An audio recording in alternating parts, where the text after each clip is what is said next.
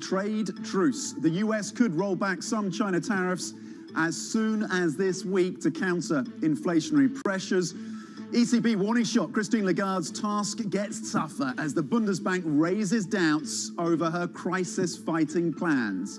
Plus, tower takeover. KKR is said to lead bidding for the $20 billion arm of Deutsche Telekom. So, Tom, let's take a look at the futures for the moment. They remain elevated. Now, the FTSE 100 getting some 0.2%. This has to do with also higher yields. But in general, the mood has been lifted by the fact that U.S.-China seem to be on the tariff front, reaching an agreement, maybe the U.S. getting rid of some tariffs to deal with higher inflation. Possibly as soon as this week. You saw some upside, as you said, in Asian equities. That started to ebb, though. We're looking ahead to Eurozone PMI data out at around 9 o'clock local time.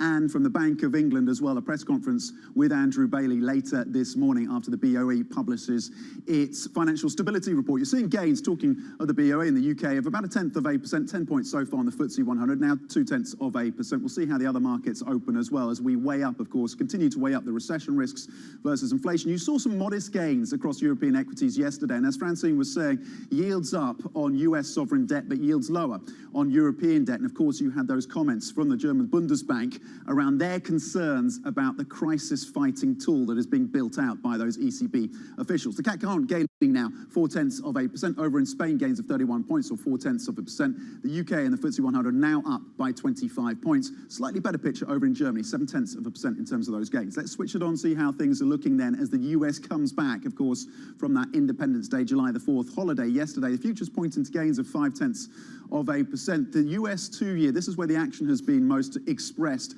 when it comes to those higher yields. 293 yields up almost 10 basis points. Pound 121, watching this just on the back of anything we hear from Andrew Bailey later this morning. Not a lot of movement, 121. In terms of Brent oil, 113. We continue, of course, to keep a firm eye on the energy complex, given all of the implications around inflation. Currently down 0.3%. Let's switch it on, see how things are moving then in terms of some of the individual corporate stories. One of our headlines, KKR and this bid for Deutsche Telekom's wireless tower business. $20 billion. It could be, if it goes through, the biggest infrastructure deal of the year. We are hearing that Deutsche Telekom could make the decision on the bid as soon as this week, currently gaining 0.2%. SAS, look at that, a drop of close to 8%. The Scandinavian airline, the biggest airline in Scandinavia, filing for Chapter 11 bankruptcy for the second time in 2 years. Conversations continuing with debt holders and investors around whether or not they can convert some of that debt into equity. This, of course, coming just a day after their own pilots union voted on starting a strike. Just a reminder of the pressure on these airlines.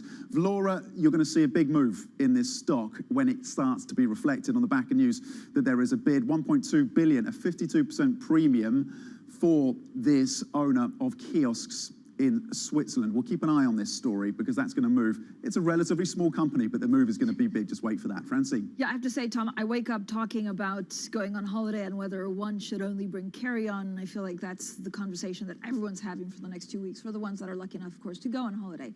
Now let's get over to the Bloomberg MLive managing editor, Mark Cudmore. He's not looking at holiday baggage. He is looking at U.S. yields. Hi, Mark. Good morning, Francine. Yes, I'm firmly entrenched back in Singapore, and I will be for some time now, after surviving several journeys through London Heathrow Airport. Yes, I am looking at US two-year yields, and I think my fundamental point is that US yields are going to have to go a lot higher in the second half of next year. And I'm going to risk, or I'm going to nearly encourage some hate man out there by going, I find it laughable to think the idea that US yields might have already peaked for this cycle.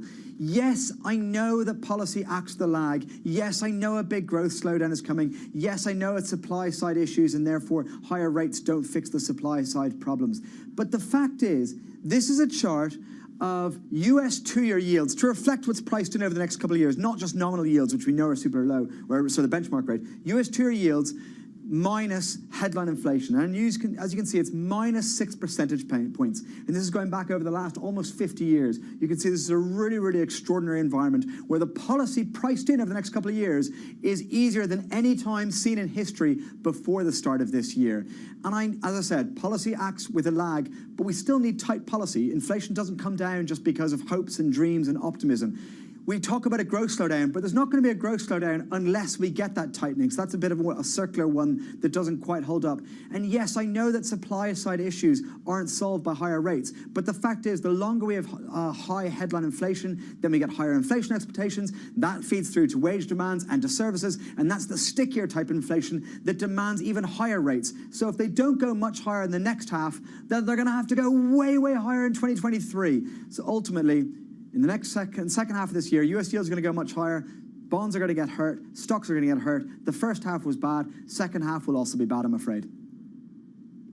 High rates from here. There's a call from Mark Cardmore. Mark it down in your diaries. Our MLive managing editor. And the yield curve's looking pretty flat as things stand. The 2s and the 10s, you're looking at 293 on the 2s, 294 on the 10s stateside. Let's get to what's happening geopolitically, the question of inflation and China. US President Joe Biden is close to announcing a rollback of Trump-era tariffs on Chinese goods. Bloomberg has learned that he may make the decision as soon as this week, though the president has not yet made a final decision. Joining us now is Bloomberg's chief Asia economics correspondent, Ender Curran. Ender, we've been getting hints about this move for a while. What is your sense of to whether or not it's actually going to happen? Is Janet Yellen going to get her way on the question of tariffs?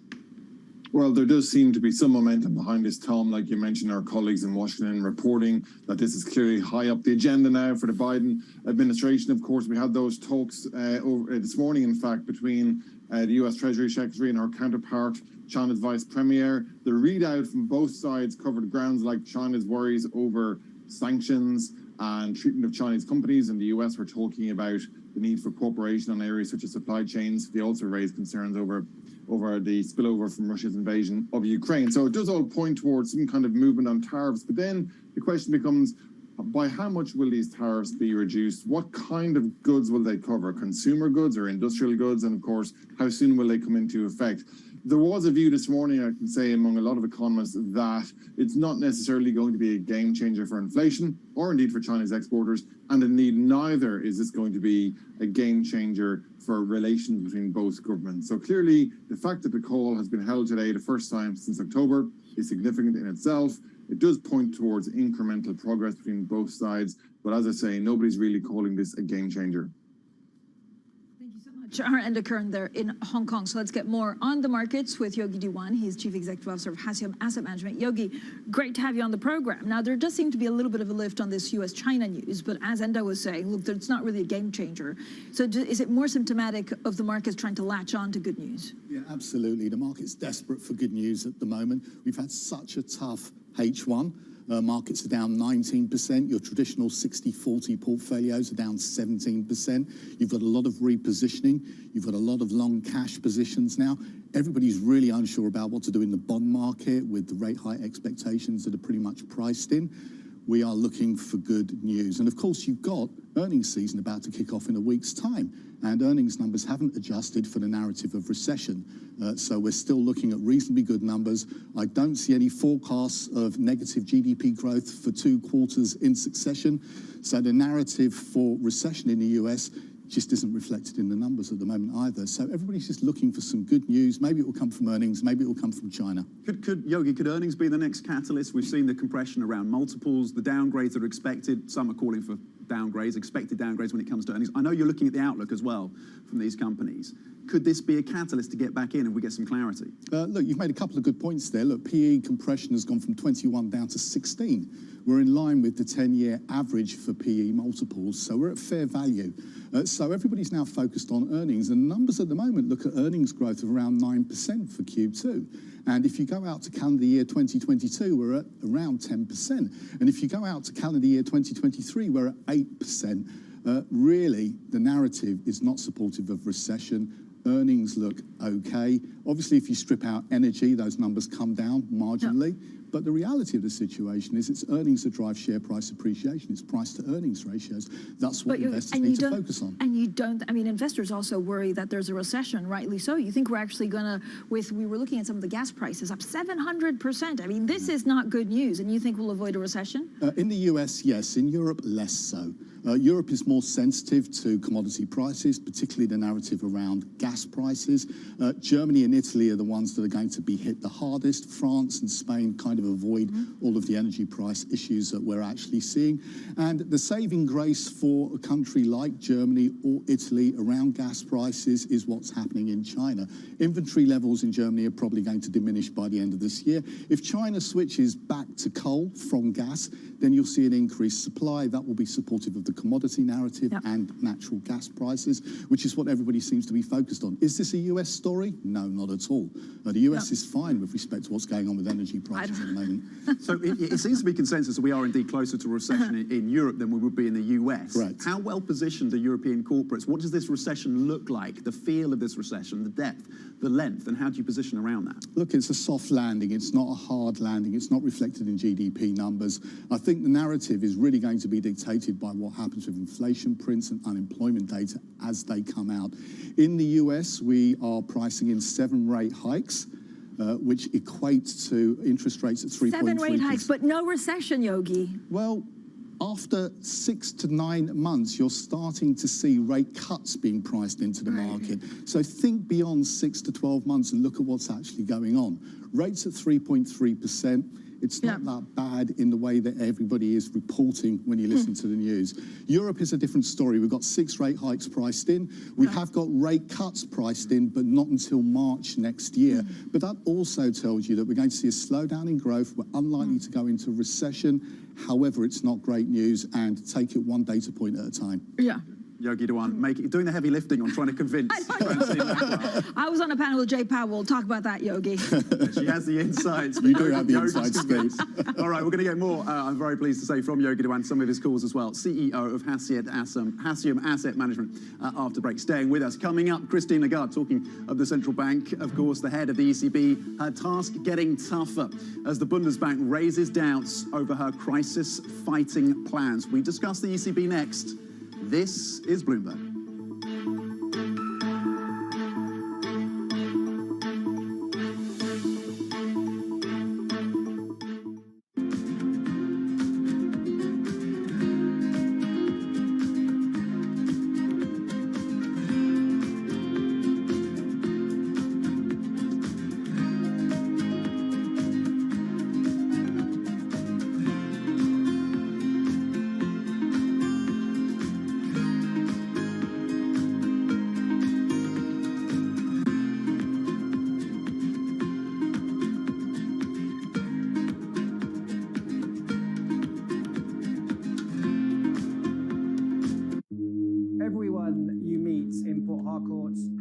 Stories about what they call black soot caused by the manufacturing and consumption of these fuel products in the illegal refineries.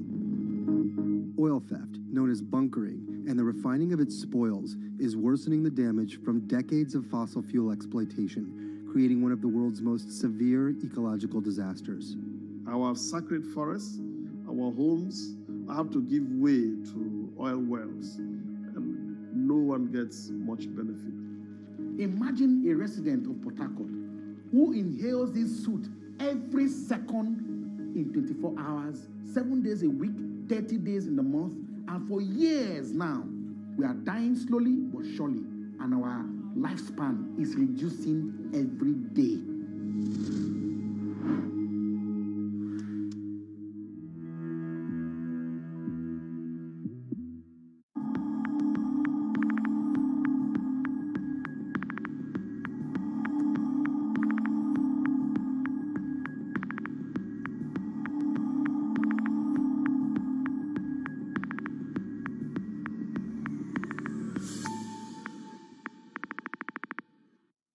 what's happening on Wall Street. It's the basic law of economics. It validated what the market was already pricing. Need to catch up? This is Bloomberg Wall Street Week. I'm David Weston. We've got the information and insights. David, you just hit the nail right on the head. From businesses most influential and instrumental. And that's the way you run good risk management. It's a challenging dynamic. We could continue to see that kind of strength. Bloomberg Wall Street Week premieres Friday with replays all weekend on Bloomberg Television and Radio.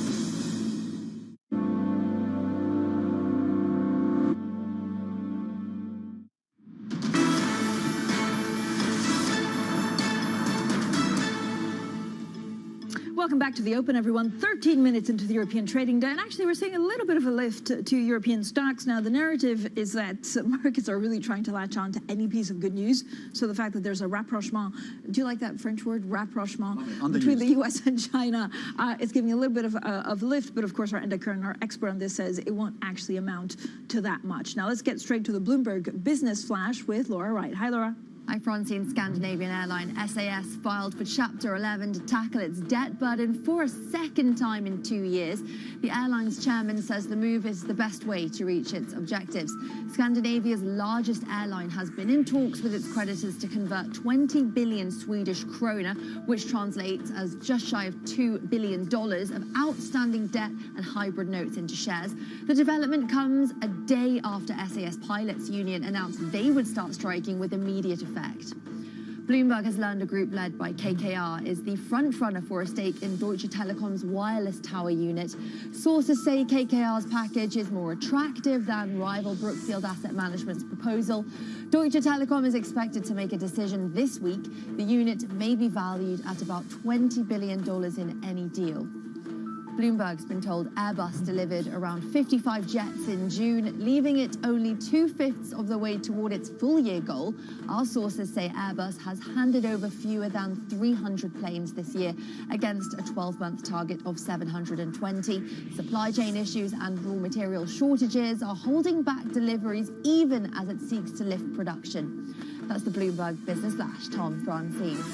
Laura Wright, thank you very much indeed. Now, Christine Lagarde's task of guiding the euro area's monetary policy through inflationary pressures, well, it has become a lot harder. Bundesbank President Joachim Nagel has warned about the dangers of an anti-turmoil, anti-crisis tool, raising the temperature just as discussions intensify on a key pillar, of course, of the ECB chief's plans to raise interest rates. Yogi Dewan, CEO of Hassium Asset Management, is still with us. Yogi, what do you make of the comments from the Bundesbank? On some levels, not hugely surprising, but to what extent could the Germans constrain the ability of this crisis tool and Madame Lagarde to put a cap on those yields, particularly when it comes to BTPs? Is this a concern now for investors? Yes, it is a concern in Europe with everything that's actually going on. The market's currently pricing in about 6 rate hikes of 25 basis points. I think they do them in 10 basis points increments, so it's 14 rate hikes in Europe, but call it 6 at 25.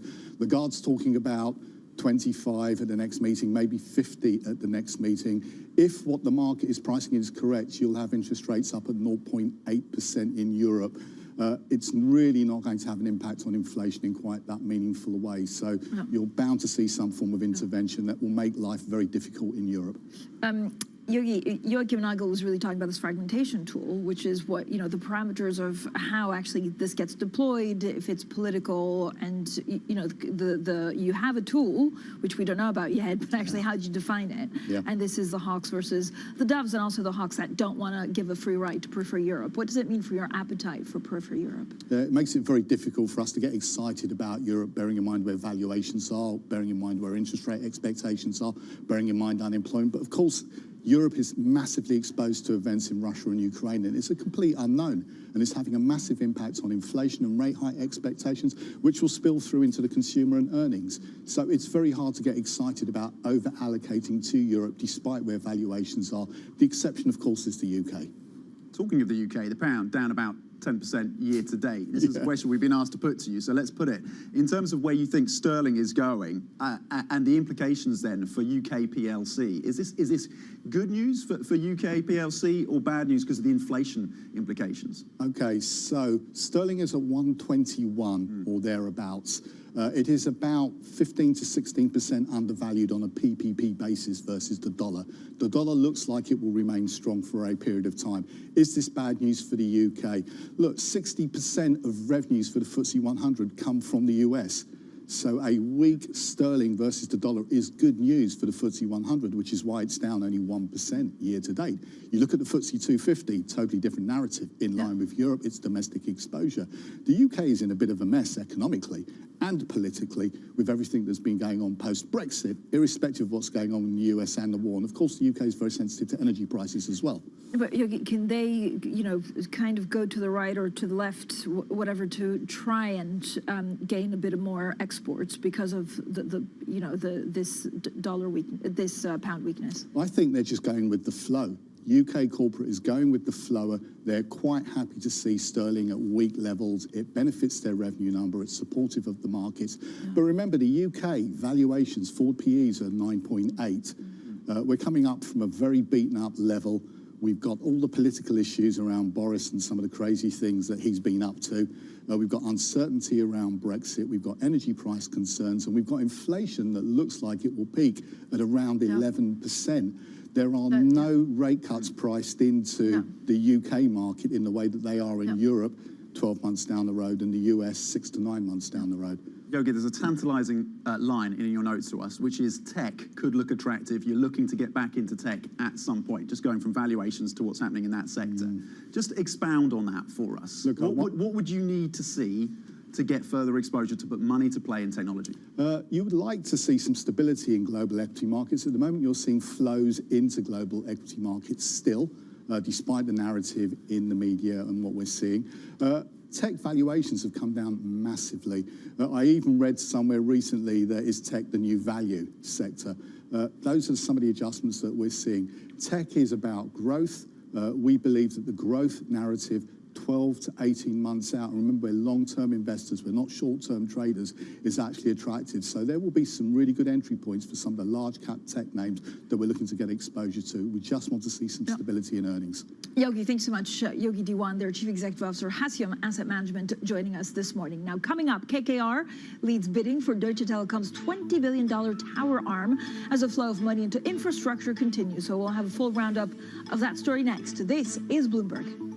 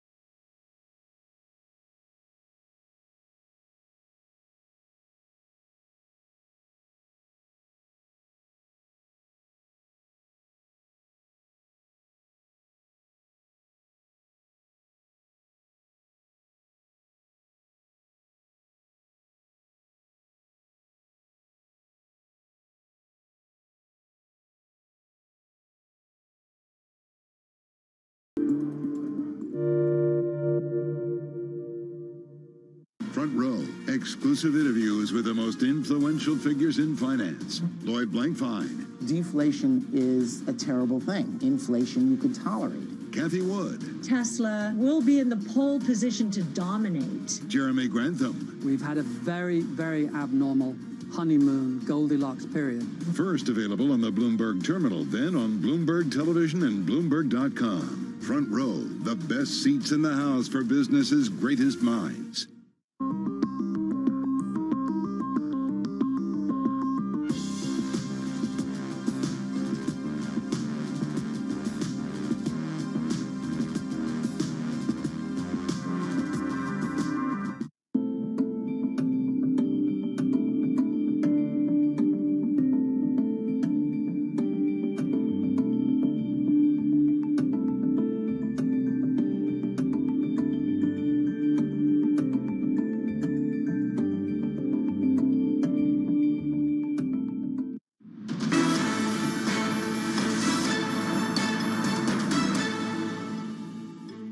Welcome back to the Open. 23 minutes into the European trading day. Gains across the European markets of around 0.4%, building on the modest upside that we saw yesterday. The US is opening again, of course, today after that national holiday, Independence Day. Futures stateside pointing to gains of between 0.3 and 0.4%. The one laggard in terms of indexes here is the FTSE 100, just in the red. That's because basic resources and energy are both lower this morning, the two sectors that are in the red.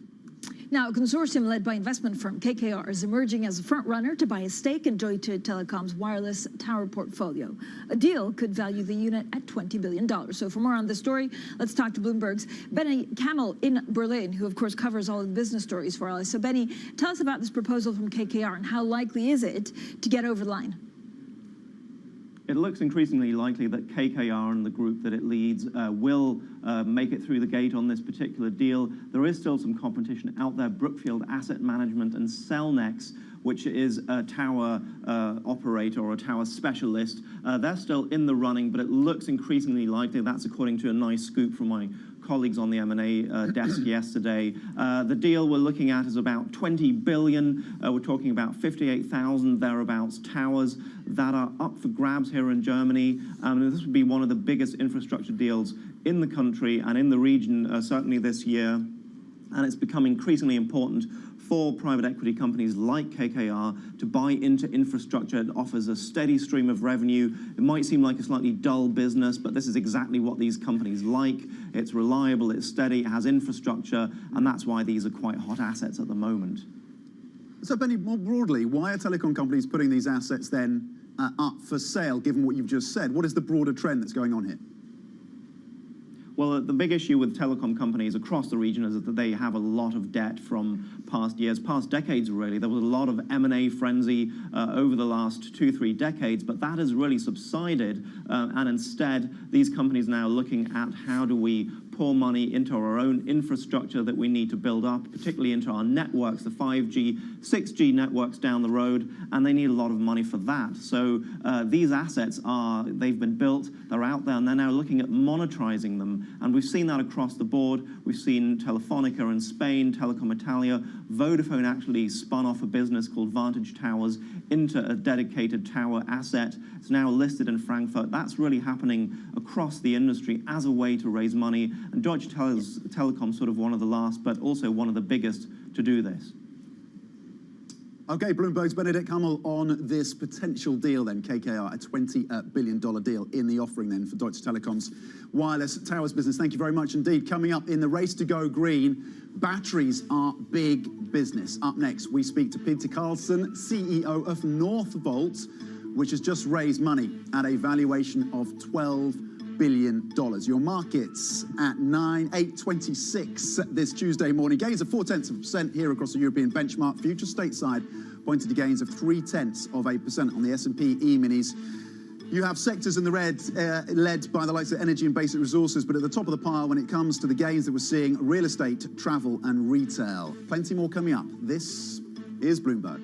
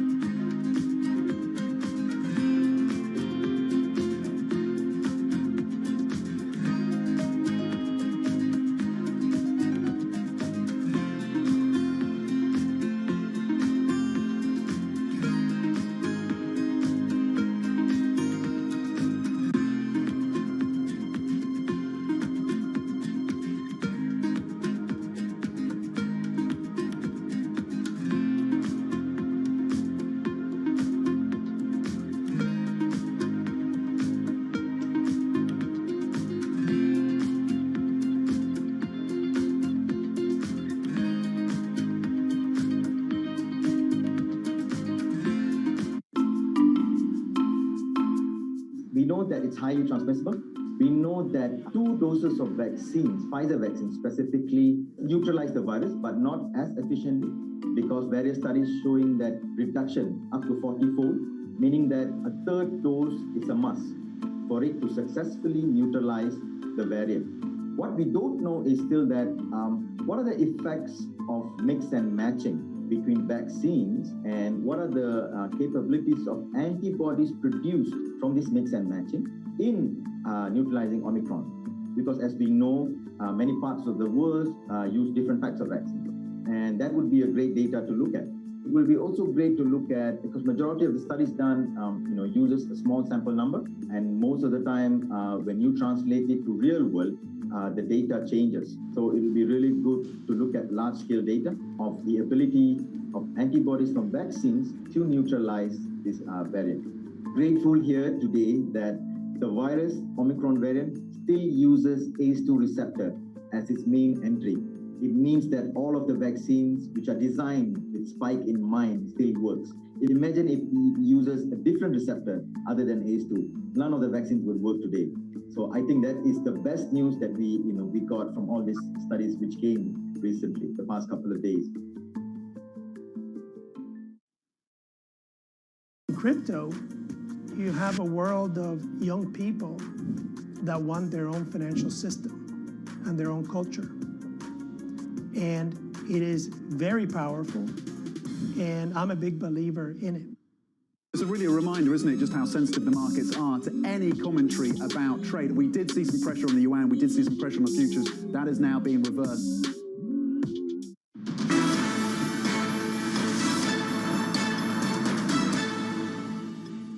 Welcome back to the Open, everyone. 30 minutes into the European trading day, and here are your top stories. Trade truce? Well, the U.S. could roll back some China tariffs as soon as this week to counter inflationary pressures. Scandinavia's largest airline files for bankruptcy for the second time in 2 years. It comes a day after its pilots union says they would begin striking with immediate effect. Plus, tower takeover. Well, KKR is said to lead bidding for the $20 billion arm of Deutsche Telekom. Now, Tom, if you look at the markets, they're the FTSE 100 is not as strong as it used to be. It's now down 0.2%. Like a couple of minutes ago, it was in the green. But there does seem to be a bit of optimism on the back of that U.S.-China détente. Détente, although of course our team in Hong Kong would critique whether or not détente is what we're looking at. But you're right, it's those $300 billion worth of goods. Symbolic. Symbolically, this could be a move. And you've had those conversations between Janet Yellen and Liu He, the Vice Premier of China. Those are not insignificant, of course. So we're waiting to see if that comes through this week. Across the European space now, you're seeing gains of 0.4%. Just again, in terms of the context, building on the modest gains that we saw yesterday, the US, of course, back from its holiday. The DAX gaining 0.6%. And as Francine was saying, it's the FTSE 100 that's the laggard, down 0.2%.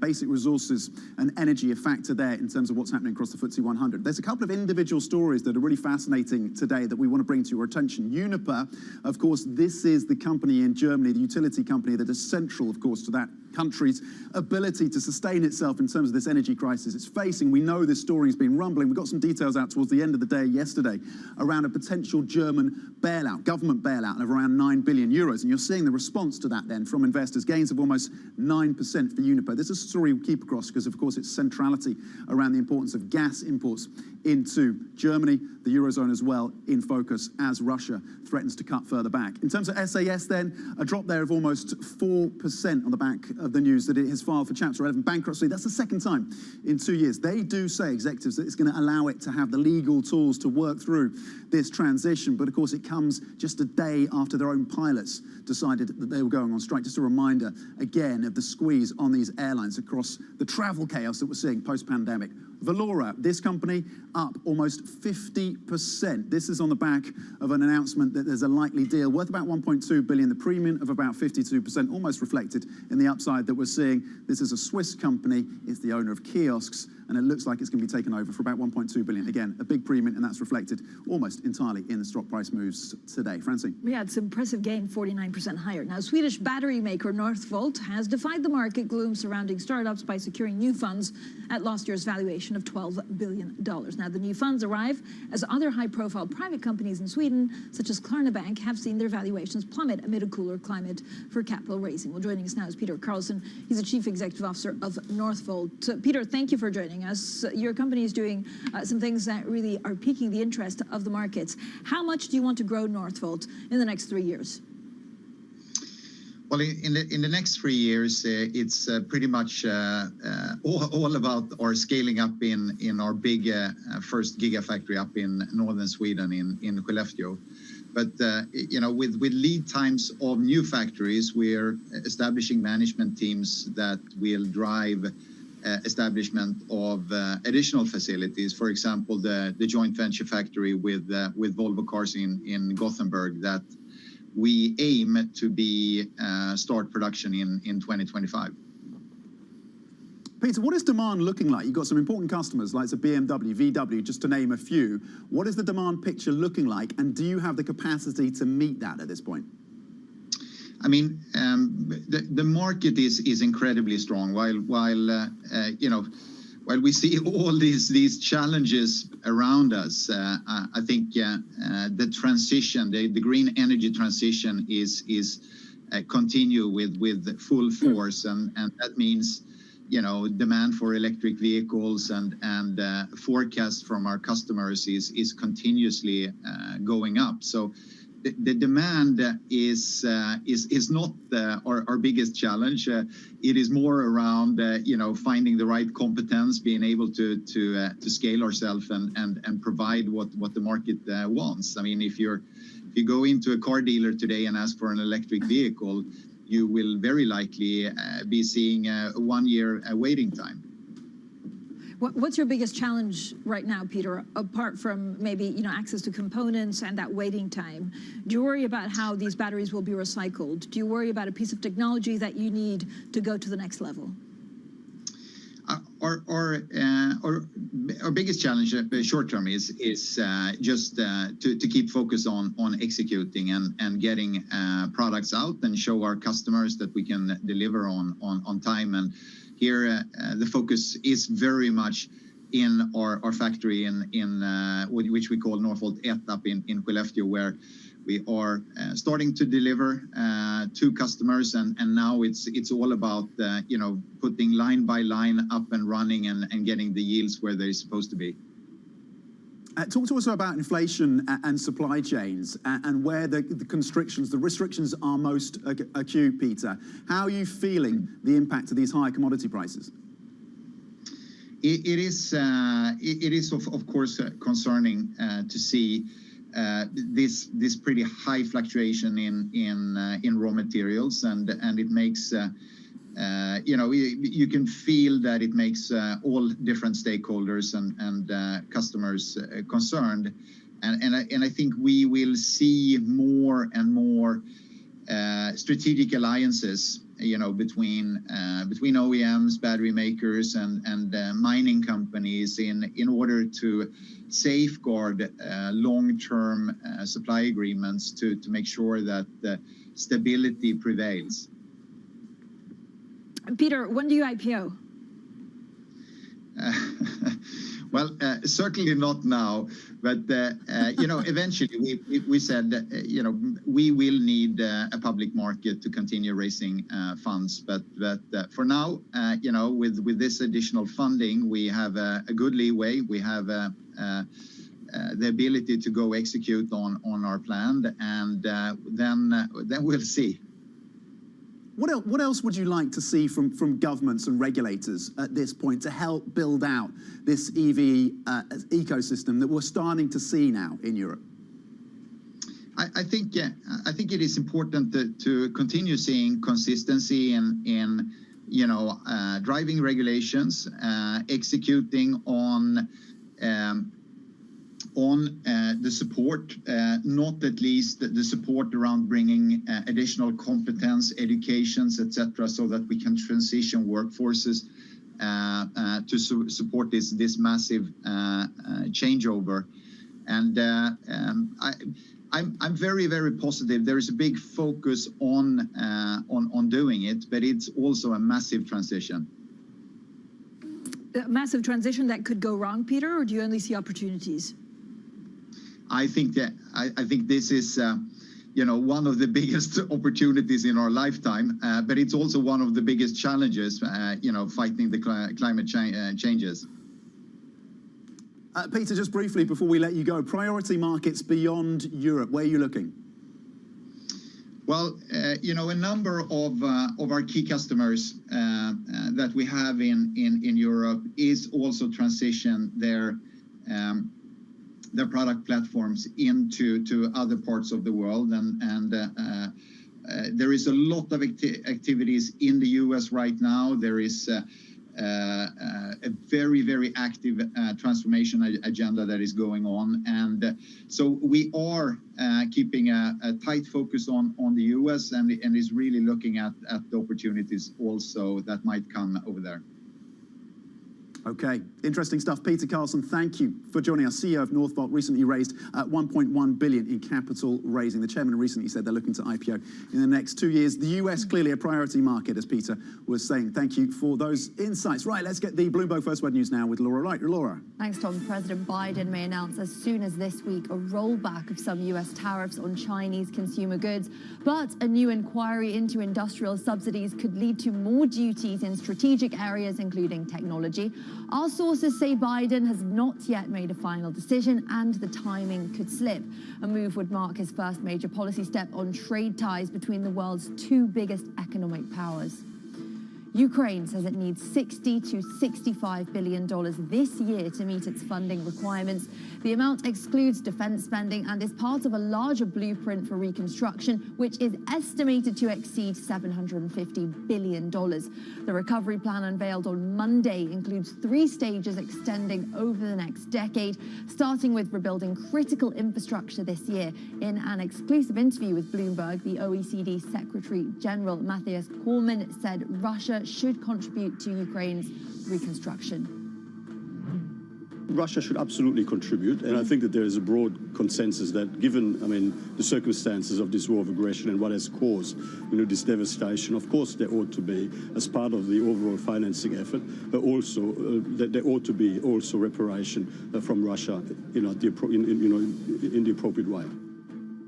The UK will force owners of apps such as social media and search engines to curb what it described as state-linked disinformation or face fines. The government says owners of platforms where people can post their own content will have a legal duty to curtail messages backed by foreign countries. The regulator Ofcom could impose fines of up to 10% of the company's annual global sales. That's under the forthcoming online safety bill. Hong Kong's new chief executive says the city's actively looking at measures to reduce travel inconvenience. But John Lee says that must be balanced with containing COVID-19 risks to avoid overloading the hospital system. Earlier, Hong Kong suspended flights from 3 more airlines over imported COVID cases. The city still requires 7-day hotel quarantine for all arrivals. Global news 24 hours a day on air and at Bloomberg Quick Take, powered by more than 2,700 journalists and analysts in more than 120 countries. This is Bloomberg. Tom Francine. Laura, thanks so much. Laura Wright here in London. Coming up, Scandinavia's largest airline files for bankruptcy to get its debt burden under control. We'll discuss the impact of the summer's travel chaos. That's next with Kepler Chevreux's head of aviation equities research. This is Bloomberg.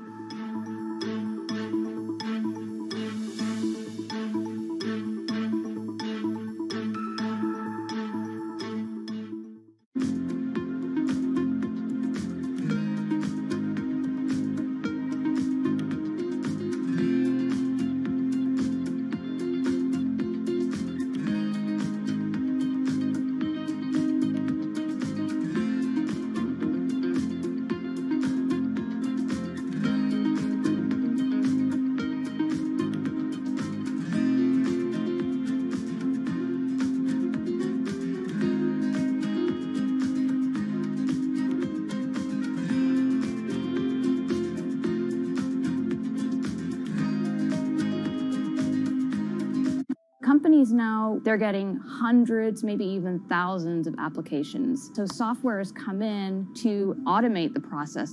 You want to write your resume for robots, not for humans. The only job your resume has is to be comprehensible to the software that is reading it, because that software or robot is going to decide whether or not a human ever gets their eyes on it. These things are programmed by a certain segment of the population that might not be totally inclusive or not be fully aware. Concerns about how this technology could exacerbate discrimination.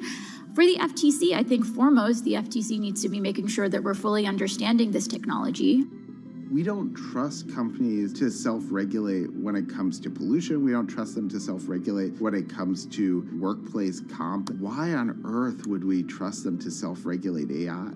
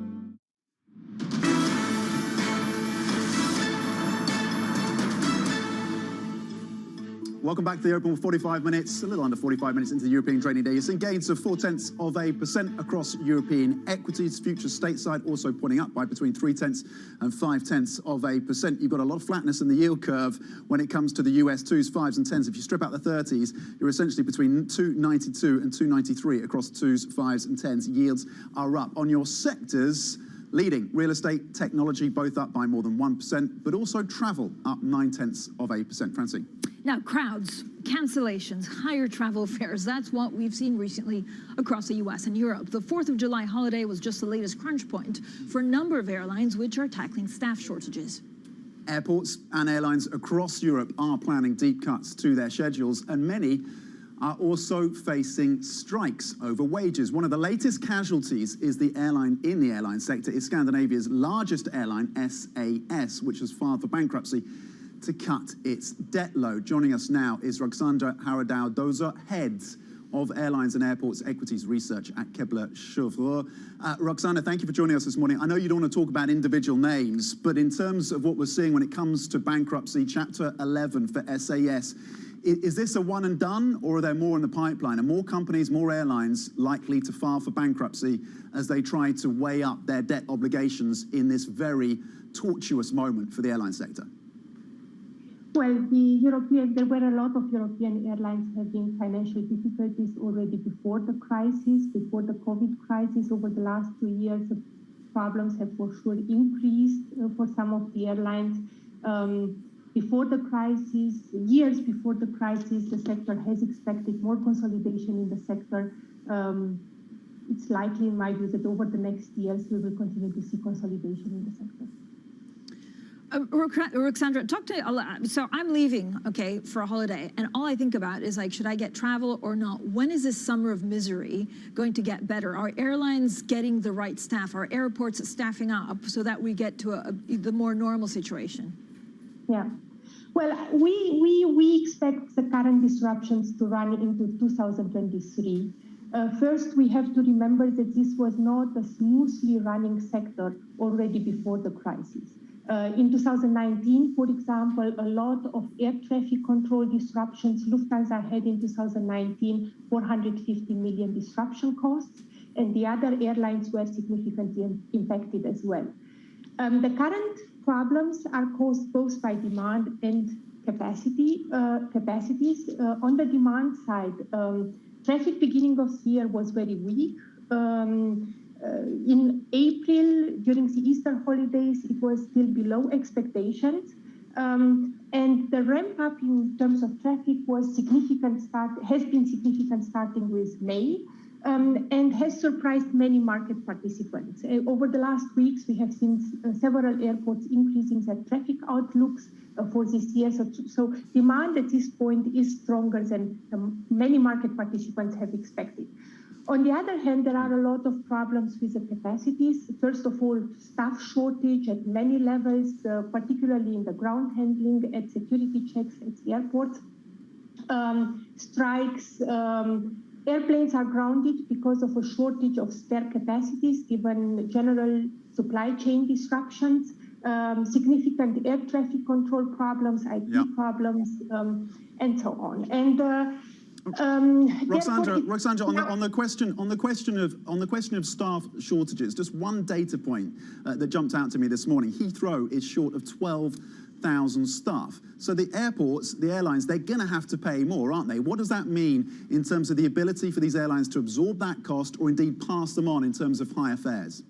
Yeah, well, if you look short term for airports, airports are trying to offer the best service to the airlines. But just looking from the financial perspective, demand is very strong. Revenues will probably be strong. On the other hand, the fact that the airports cannot hire as fast as they would like to is rather positive for their cost base. And therefore, short term, I don't think it will be a significant implication for the performance of the airports. Medium term, there is sure a risk that the wages will increase. However, this will depend also on political solutions. For example, in Germany, the government now is trying to bring a few thousand people from abroad to work specifically for airports. In that case, sure, the people from abroad would be hired at the same conditions at which the airports have budgeted for. Yeah. Thank you so much. I mean, I think they're also talking about, maybe drafting in some of the army to make sure that the baggages get off the planes in certain parts in Europe, including the UK. Roxandra Howard-Dow-Dozer there, head of Airlines and Airports Equities Research at Kepler. Sherver joining us. Tom, to luggage or not to luggage? Well, 2023. So this conversation continues. The pain for Francine Lacqua is Tom there. McKenzie is usually like my voice of reason because he always has good ideas. You go on holiday, you send the kids off for 4 weeks. Do you send them with luggage? First of all, I'm envious that you're sending the kids off for 4 weeks. But the baggage conversation is 2023. She doesn't see it improving until then. There you go. We'll put out a social media post to see who would only take hand luggage, even if it's for 4 weeks. Coming up, the Bank of England releases its financial stability report in about 90 minutes from now. We'll look next at what to expect. This is Bloomberg.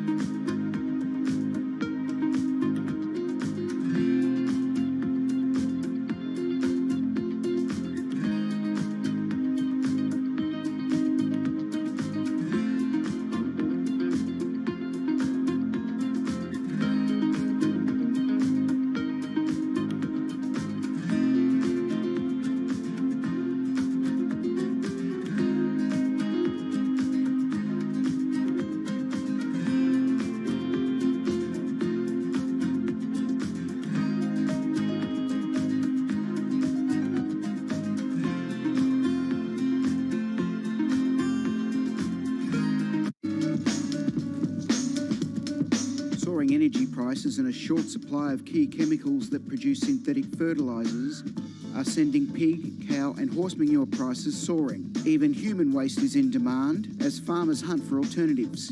Fertiliser helps increase crop yields. You can see how much moisture is held into this. It's a lot of organic material into the compost, so it breaks down. The manure and the straw breaks down into a friable mix that can be mixed into your soil in the ground and for growing a whole range of different vegetables. Holds the nutrients in, holds the water in, and it really increases the kind of biodynamic profile of the soil. The recent price spike could mean more farmers going organic for the long term.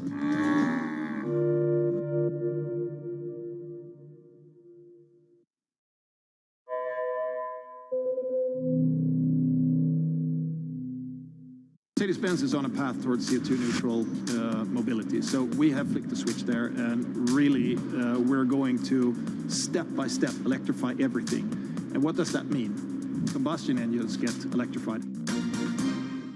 However you get your news. This is Bloomberg Daybreak with Lee. On Bloomberg Radio. Welcome to Daybreak Australia. This is Bloomberg Technology. This is Bloomberg Green. On TV, radio, and the web, this is Bloomberg.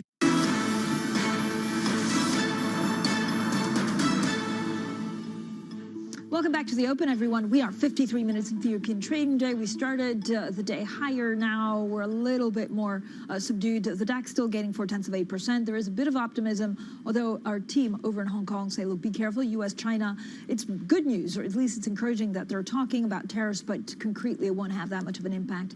Then the FTSE, you can see, down 0.4%. We're also getting June services PMI from France. This is just a confirmation, or it's not the preliminary readings. A little bit less interesting, but they have been revised downwards. Anything above 50 still is a expansion, but it's 53.9 instead of the preliminary 54.4 that we got, Tom. Yeah, worth noting the single currency, euro-dollar, currently under pressure as well. 103, there's the conversation, of course, about parity and where will they get there by the end of the year, currently down almost 0.5%. When it comes to the pound, you're looking at 120, so softness of about 0.3%. Part of that will be down to the dollar strength. Talking of the pound, let's get more on what we're expecting from that BOE report later this morning. Joining us now is Bloomberg's Lizzie Burden. Lizzie, the BOE then delaying its stress tests for banks. Could we hear more on what they have to say later this morning? What are we expecting? Well, they were meant to take place in March, but of course the Bank of England said that it didn't want to add to the burden on banks, what with the war in Ukraine and inflation.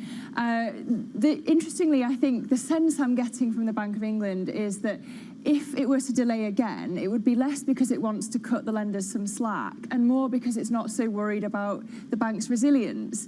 And I say that because if you look back in December, the 8 biggest banks passed the stress tests and the conclusion was that they could weather a double-dip recession. And then even more recently than that, the Bank of England said that none of them would need a public bailout if you had a crisis. So today you could have a delay, you could completely see a cancellation of the stress tests, but actually we might get some dates as when they're going to come. What about crypto? Yeah, crypto, of course, was the big theme of the last financial stability report in December. But since then, we've had the war in Ukraine, so that's likely to dominate. Investors are going to be watching out for concrete signs that you'll get tougher crypto regulation and, crucially, where the regulatory perimeter will lie. And that's because you've had this tough talk on crypto regulation, including from the Deputy Governor, John Cunliffe. And he made an important point, which is that even though the crypto market's really a drop in the ocean compared to the global financial system, it's already bigger than the subprime mortgage market was at the time of the global financial crisis. And it's not just the size currently of the market, it's the rate of growth that poses the financial stability risks. Lizzie, thanks so much. Lizzie Burden there with the very latest, of course, on that stability report due out at 10:30 a.m. UK time. Tom, we're also getting German PMI. This is like a second reading, so it's not huge. But if you look at, the PMIs, this one is in line with expectations, but they've revised downwards. But of the French PMI for services. Yeah, French was a little softer. We're going to get the Eurozone data out at 9 local time, so just in a few minutes' time, just to round things out. You've got pressure on the euro. Euro-dollar currently down 0.5%. A big part of that is down to dollar strength. But then just a reminder of what many would say is the fragility of the Eurozone, of course, in terms of the economy as we face up, of course, to this gas crisis and the response then from the ECB, Francine. Yeah, so we'll have plenty more, of course, to market action. I mean, the US-China thing is probably the most interesting. It was interesting speaking to Enda Kern, who says, yes, it's encouraging, and certainly the markets are latching onto it, maybe at the margins, but how much of a difference and the timeline on which we could kind of see an agreement on tariffs, it could take a while. And how much of a difference is it actually going to make when it comes to US inflation as well? When it comes to the US futures, pointing to gains of between 0.2 on the S&P E-minis and 0.4 on the Nasdaq futures. Here in Europe, gains of 0.4%. The UK, though, the FTSE 100 down 0.3%. 22 points. That is it for the European Market Open Surveillance Early Edition.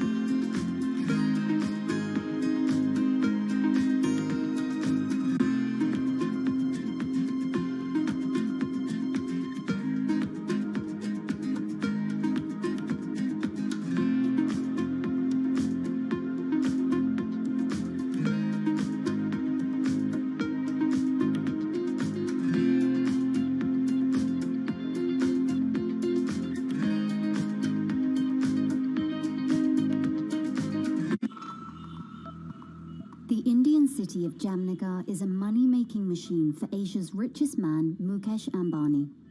His company Reliance has the world's biggest oil refinery complex here in the city. Jamnagar is also where Ambani is making his newest bet, a $10 billion investment in green energy. His ambition is closely aligned with the Indian government's plan to reach net zero emissions by 2070. But Ambani is not alone. India's second richest man, Gautam Adani, has committed $20 billion of investment over the next decade. But India's massive dependencies on fossil fuels have some environmental advocates questioning the realism and sincerity of those green ambitions and those of its two biggest billionaires.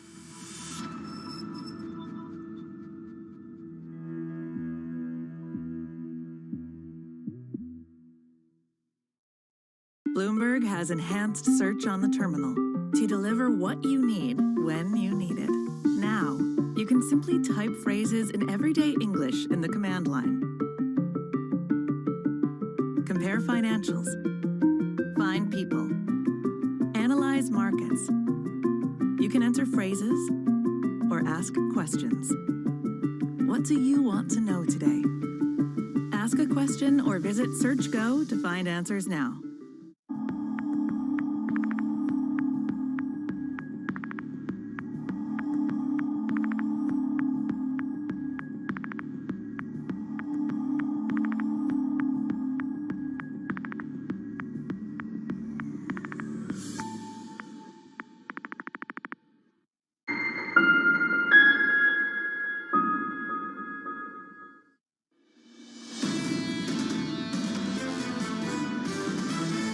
Base case expectation is not for a recession. We do expect continued monetary tightening. Russia should absolutely contribute. I think that there is a broad consensus that given, the circumstances of this war of aggression and what has caused, this devastation, of course there ought to be, as part of the overall financing effort, also that there ought to be also reparation from Russia. We are working right now very actively to diversify our gas supplies. We are talking with other suppliers, both via pipelines like with Norway or LNG, where, for example, US has agreed to supply substantial additional amounts also. This is Bloomberg Surveillance, Early Edition, with Francine Lacqua. Good morning, everyone, and welcome to Bloomberg Surveillance Early Edition. I'm Francine Lacqua here in London, and here's what's coming up on today's program. Trade truce. The U.S. could roll back some China tariffs as soon as this week to counter rising prices. Stocks and futures stay broadly higher. Beleaguered German gas giant Uniper is said to be negotiating a government bailout worth up to 9 billion euros. Shares sink as the company negotiates. And 50-50, the RBA delivers back-to-back 50 basis point hikes for the first time ever and does not rule out further tightening to slam the brakes on inflation. So again, inflation, of course, dominating everything we talk about, including some of the markets. European stocks gaining some 0.3%. If you have a breakdown, it's really only the FTSE 100 that saw a bit of a reversal. So we started higher, and now it's at some 0.4%. Again, equities rising as talks between the U.S. and China on removing some tariffs boosted optimism for an easing on inflation. We spoke to our Enda Kern, our expert, of course, there on the ground in Hong Kong, and he says, look, this at the margin won't really make a difference, but it just shows that a lot of the markets are trying to latch on to a piece of good news. We look at technology, gaining 1.1%. Bitcoin, always a good idea to look at Bitcoin. Is it now a hedge? Is it not a hedge? Is it really an asset class? We're expecting also the financial stability report here in the UK from the Bank of England. So let's see if we have more crypto regulation in the UK, currently at 20,172. If you look at the European map, let's get straight to it. Now, we did start on the green overall. The FTSE now down 0.3%, and there is also movement in euro. So the euro weakening, we'll try to get to the bottom of that. We are getting a bit of data. We're trying to go around the newsroom and say, why is there such weakness in euro today? And you can see that sharp fall actually from 8 o'clock London time, probably probably a bit of dollar strength, instead of euro weakness. But we're getting data, euro area June services PMI 53. That's actually higher than expected. Our preliminary, now this is a second reading, the preliminary figure was 52.8, and this again is for the month of June. Interesting because pretty much Germany was in line with expectations for that PMI services, but France was lower than expected. Now, the base case expectation is not for a recession in the US. That's according to strategists from Goldman Sachs. Take a listen. Our base case expectation is not for a recession. We do expect continued monetary tightening. You may well see a technical recession, but what really matters when you're thinking about the investment landscape and opportunities in fixed income sectors is the magnitude and sort of the characteristics of that recession. Well, we're now joined by Aaron Captain. He's global head of economic research at UBS. Aaron, I mean, how much time do you spend thinking about inflation? This is like, every day of every minute. And how do you model it? Well, so it's tricky because the models actually don't explain what's going on, right? So they're very slow moving. They usually run off business cycles, and that's not where the action is right now. So all the focus is on supply chain bottlenecks and basically things that usually are random walks. And so so what you tend to do is you try to sort of go to the bottlenecks rather than to the inflation and monitor those and then see whether they're easing. And they are. They're easing, but how many hikes are you expecting from the Fed to keep inflation at around 2%? Yeah, well, they're not easing fast enough to stop the Fed from hiking. So I think they're going to deliver nearly the entire cycle before you start to see the relief from the bottlenecks, right? So if you look at our bottleneck tracker, which is very similar to the New York Fed, we're still about 2 standard deviations away from normal. Ugly. Ugly. Last month, though, it was about 3 standard deviations. So it is now improving. The question then is, once you eliminate the bottlenecks, how long does it take to get the inflation relief? And right now, you're not really seeing anything in the data yet that gives you a lot of comfort. So this means what? How many hikes from the Fed? So 75 at the next meeting, basically delivering, I think, on the SEP. There's a remarkable amount of consensus within the summary of economic projections on how much they want to deliver. So everyone is within 25 basis points or so of the 325 to 350 by the end of the year. So 75, and then you slow down a little bit, and then you basically you do, I think, 175 bips by the end of the year in total. So where do you end up in 2 years? I know we're starting, and the market's trying to, to price in price cuts. It just depends whether they really want to hit that 2%. And if they want to hit 2%, there could be a lot of economic pain. Well, yeah, it's actually impossible, I think, with their policy to hit the 2% in the sense that you have about 650 basis points of inflation you don't control. And then you've got 200 that you do control, and you can squash that 200 down to 0 by basically hiking the housing market into the ground, but that doesn't really offset the 650, right? And so I think it's a little bit of a mix of wanting to do what you can do to take off the froth, which is sort of the Powell narrative,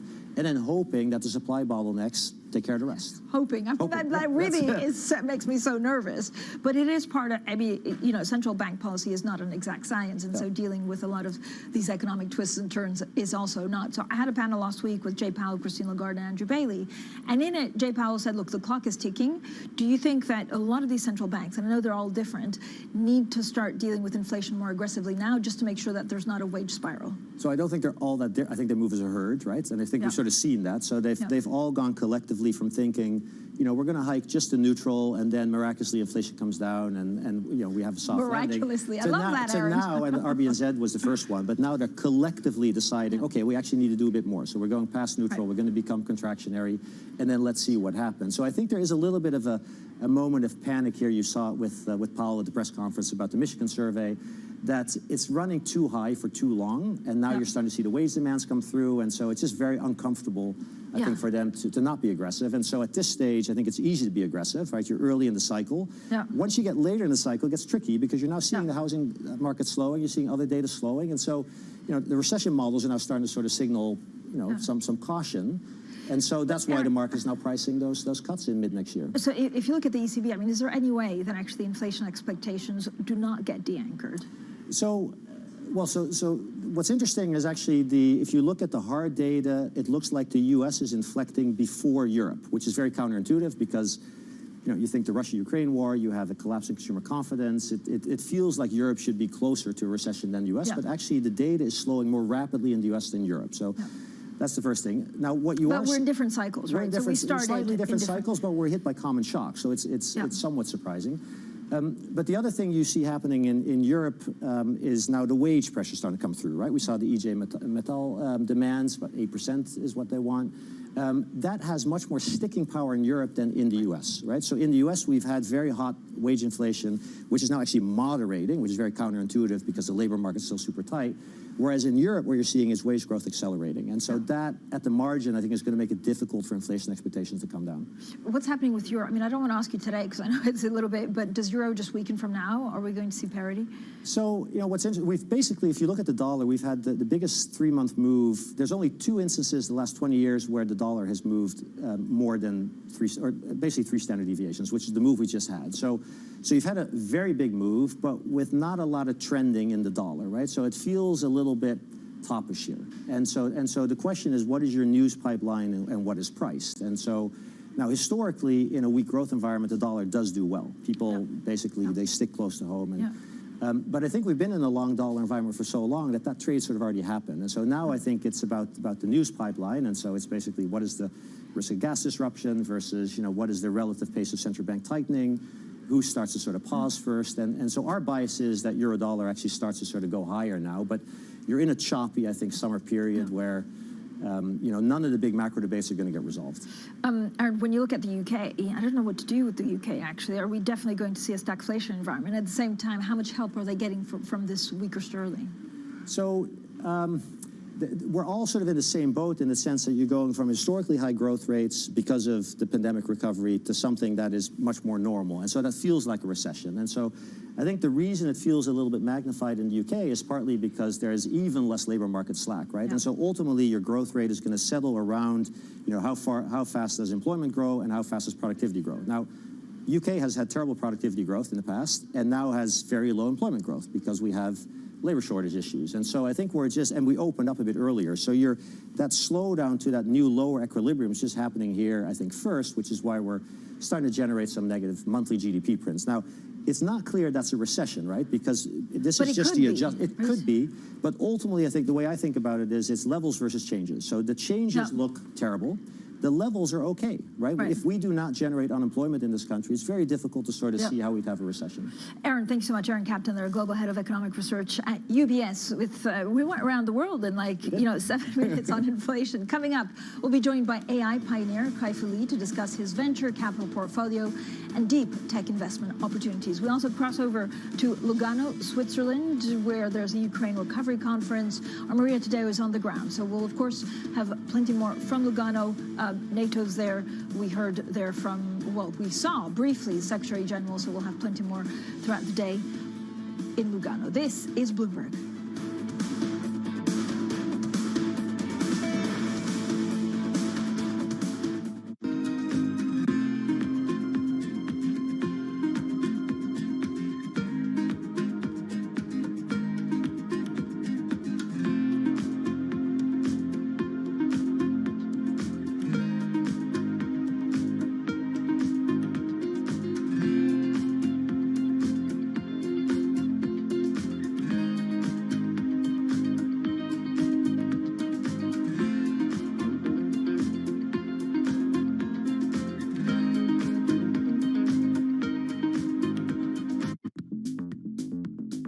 When you think of cutting-edge technology at sea, you might be thinking of stuff like this.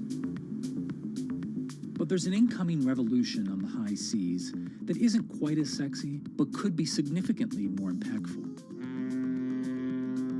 Container shipping is the key component of global trade.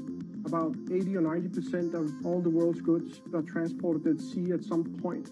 But there's a significant unseen cost to the modern era of global commerce. About 3% of all the world's CO2 emissions come from shipping. 3% may not sound like a lot, but that's roughly comparable to the entire CO2 output of Germany.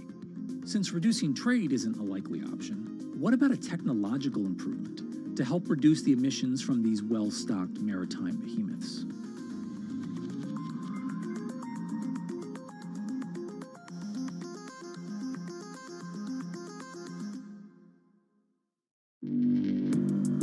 Access the financial world on demand.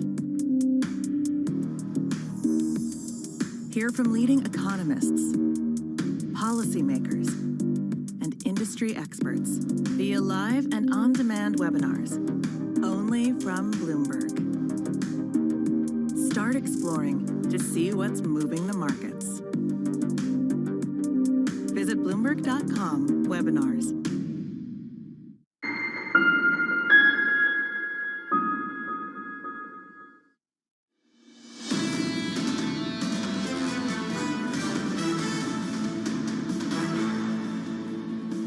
Economics, finance, politics. This is Bloomberg Surveillance Early Edition. I'm Francine Lacqua here in London.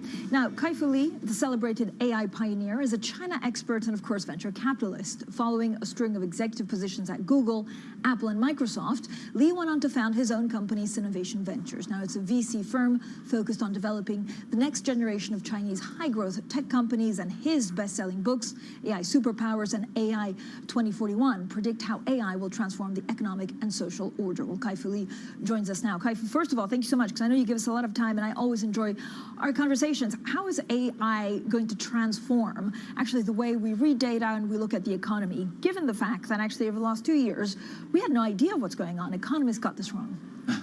Well, I think AI can analyze a lot of data. As long as you have a huge amount of data, AI is very good at helping us to analyze, predict, classify, and make decisions even. So, for example, we have developed a trading algorithm based on AI that buys and sells stocks, and it performs better than people. Yeah, I'm sure. I mean, can you read inflation? Because that's the big thing that everybody wants to know about. I mean, are we going to see actually AI transform also the world of economics? I think that it's a little bit harder now that we have these black swan events. AI is basically built by using historical data that represents well what the future looks like. And the definition of a black swan event, for example, in the last 2 years, we saw something that's never happened before. One is an innovation bubble, where people anticipated tech to go up like this, and then because of COVID, and then they came down. We never saw that before. And then the trillions of dollars issued by governments, particularly the US, again, never saw that before. So AI cannot predict things that just happened one time ever. What are you working on right now? I mean, I know there's, Sinovation basically has a lot of themes that you want to solve. And again, what's the difference between a US, the way they use data, and what they're working on, and some of the Chinese companies?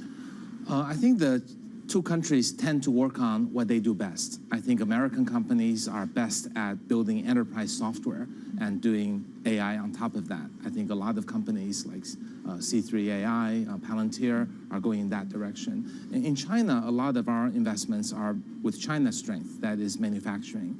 So we're looking for ways to automate the factory, the warehouse, moving things automatically with robots, making things with robotics and arms, and also even taking these kind of technologies to replace the human-run wet lab, which is, COVID tests, PCR tests, and also tests and experiments and scientific work done by professors and researchers can now be done better, faster, 24/7 by robots. So I think the robotic revolution is one that I think China is particularly strong because China is already the factory of the world. But this is just the beginning. So how much more, in 5-10 years, where will we be in terms of job displacements? Yeah, I think a lot of jobs, of major jobs, for example, drivers, right? I think autonomous vehicles are actually making very good progress. So that's a category of jobs that's quite a few percentage points. And the same will happen in blue collar, as I mentioned, as robotics takes over in the assembly line. But similarly in the US, as smart software is able to streamline processes, that means companies will not need repetitive routine workers who do copy and paste and who are at entry level, whether it's accounting or entry level legal, entry level human resources. There will be a significant number of job tasks that would be done by AI, leaving fewer jobs in current categories. There will be new jobs emerging, but those will be more skilled jobs, and it's not clear that we currently, any country in the world, has enough training program in place to help those whose jobs are displaced by AI to find the right training. Right, Kai-Fu, will robots, powered by AI, ever have feelings? And do business need robots with feelings? I think there are many business opportunities if robots could have feelings, but currently they certainly don't feel any feelings, but it doesn't mean they can't fake it. So, a lot of chatbots on the internet are, I think, causing people to be addicted in talking to them, currently by text, in the future by speech. there will be virtual robots that look like they could be your friends. They'll be put into training, learning applications, games. I think we're going to see more and more of that related to the metaverse. About a walking robot that actually comes to our life that's indistinguishable from human, I think that we're at least 25 years away, if ever, to do that. Where do you see the metaverse? So where do you see opportunities in the metaverse? Again, a lot of the big brands are looking at the metaverse, but then you have economists that say, look, this is feasible maybe in 5-10 years. It'll take a long time. I'm with the latter camp. I think metaverse is a big deal because we definitely want a world inside an immersive environment that's as real as the real world, and maybe even a digital twin of that. And also games and entertainment, I think, will take off. But just the fundamental technologies with sensors, displays, and quality content, it's not something we can have overnight. So 5 to 10 years seems like a reasonable projection. In my book, AI 2041, is one of the stories that I think will change the future of entertainment in a 20-year time frame. Which is a great book, so I urge everyone to read it. It's nice and concise and not too long. Kai-Fu, talk to me a little bit about some of what we've seen in the market. So we saw this technology rout. Is this healthy correction? Or do you think investors are not kind of making a difference between technology companies?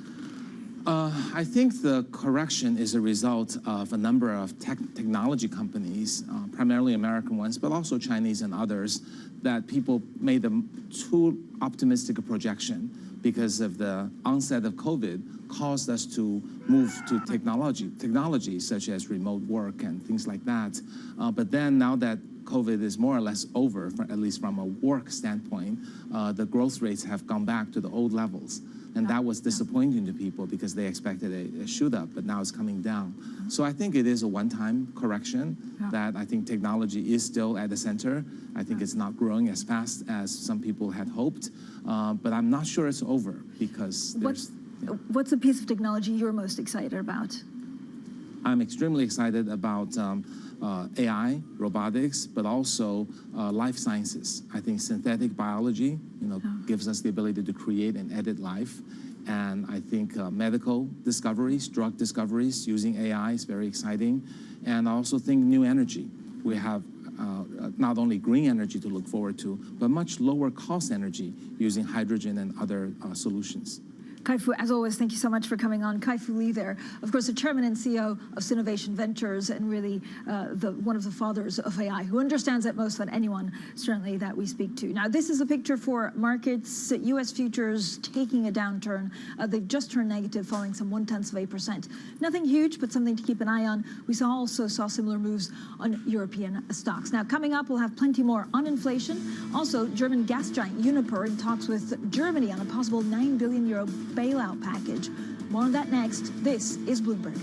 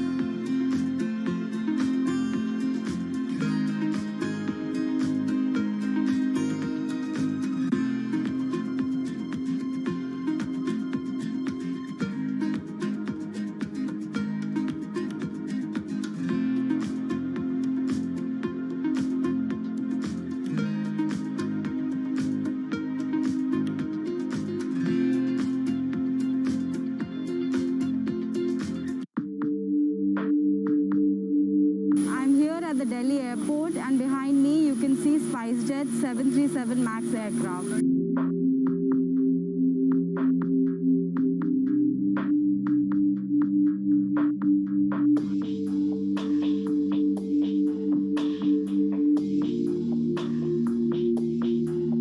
SpiceJet Chairman Ajay Singh earlier today said that Boeing is going to compensate SpiceJet in form of cash and aircraft.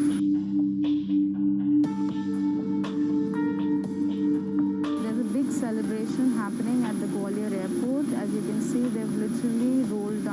red carpet for SpiceJet Chairman Ajay Singh. There are balloons, there are flowers. This is a big deal for SpiceJet because it is the only Indian operator of Boeing 737 MAX planes currently.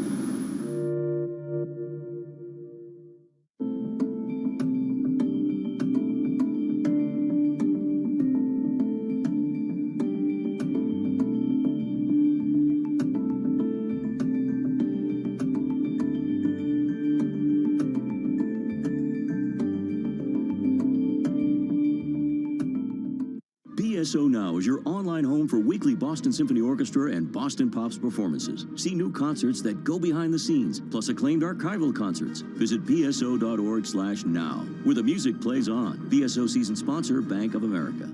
This is a market that, over the past few weeks, has made it clear it wants to go higher. It got a little spooked by the idea that geopolitical tensions are rising.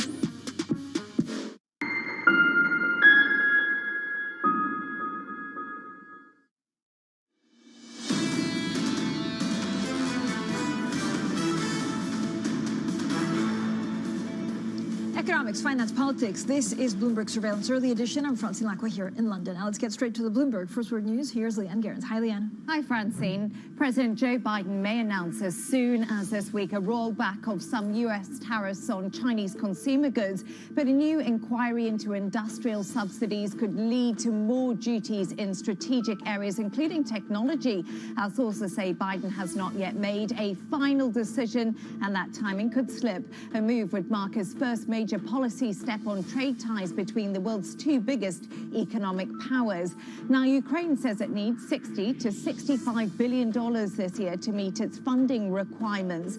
The amount excludes defense spending and is part of a larger blueprint for reconstruction, which is estimated to exceed $750 billion. The recovery plan, which was unveiled on Monday, includes 3 stages extending over the next decade, starting with rebuilding critical infrastructure this year. In an exclusive interview with Bloomberg, OECD Secretary General Mateusz Korman says Russia should contribute to Ukraine's reconstruction.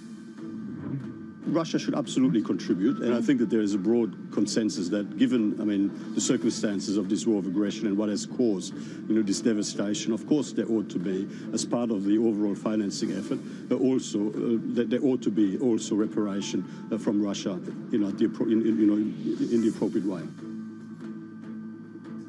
Global news 24 hours a day on air and on Bloomberg Quick Take, powered by more than 2,700 journalists and analysts in more than 120 countries. I'm Leanne Gerrans. This is Bloomberg. Francine. Leanne, thanks so much. Coming up, rebuilding Ukraine. Don't miss our exclusive interview with Anna Bierde, the VP of Europe and Central Asia for the World Bank. This is Bloomberg.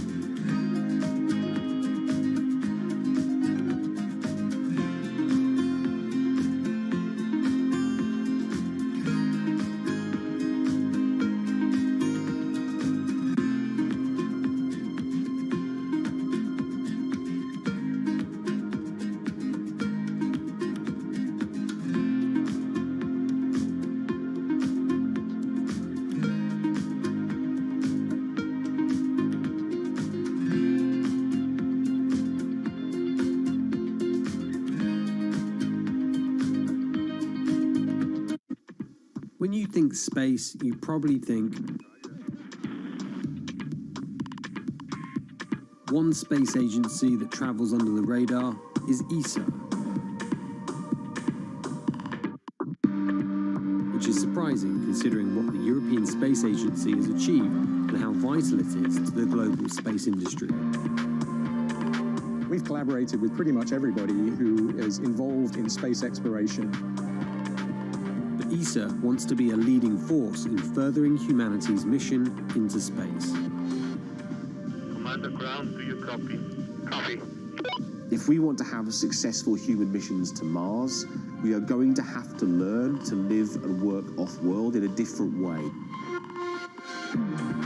The place where we are going to learn to do that is on the moon. Can ESA help humanity take its next giant leap?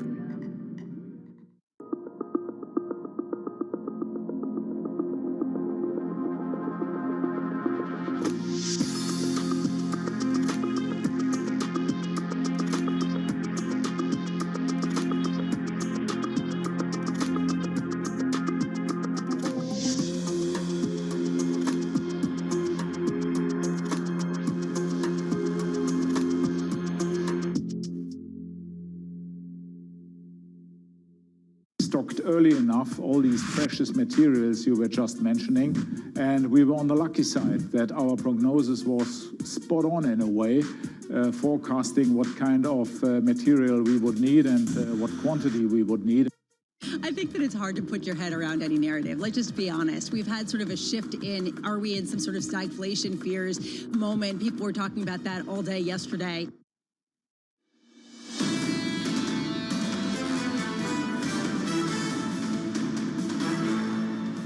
Trade truce. The U.S. could roll back some China tariffs as soon as this week to counter rising prices. Beleaguered German gas giant Uniper is said to be negotiating a government bailout worth up to 9 billion euros. Shares sink as the company negotiates. And 50-50, the RBA delivers back-to-back 50 basis point hikes for the first time ever and does not rule out further tightening to slam the brakes on inflation. Well, good morning, everyone, and welcome to Bloomberg Surveillance Early Edition. I'm Francine Lacqua here in London. Now, let's check on the euro. Euro falling to the lowest since 2003 against the dollar. The euro actually also is a sign of dollar strength. So we have on our live blog, Lorcan Rosh Kelly, one of the most smart currency analysts, and they say, look, if you look at U.S. dollar, it may be positive smoke signals on U.S.-China trade. Maybe it's increasing global fears of a recession. Whatever it's causing it, the dollar is getting a bid this morning. So we do have also other currency moves. For example, dollar, one of the major macro factors of the year so far. There's nothing to suggest that we're going to see a reversal of this trend anytime soon. So watch out for that. And then the Hungarian forint having a particularly bad morning, dropping more than 1% against the dollar, hitting an all-time low against the euro. If you look at, the talk surrounding euro-dollar parity in the following weeks has been a closely debated one. Again, if you look at what the pressures on both sides is, I guess we also need to look at euro-yen to see whether it's more of a dollar story and dollar strength or actually euro weakness. Now let's get straight to your Bloomberg Business Flash. Here's Leanne Gerrans. Hi, Leanne. Hi, Francine. Scandinavian airline SAS has filed for Chapter 11 to tackle its debt burden for a second time in 2 years. The airline's chairman says the move is the best way to reach its objectives. Scandinavia's largest airline has been in talks with its creditors to convert 20 billion Swedish krona, that's about $1.9 billion of outstanding debt and hybrid notes, into shares.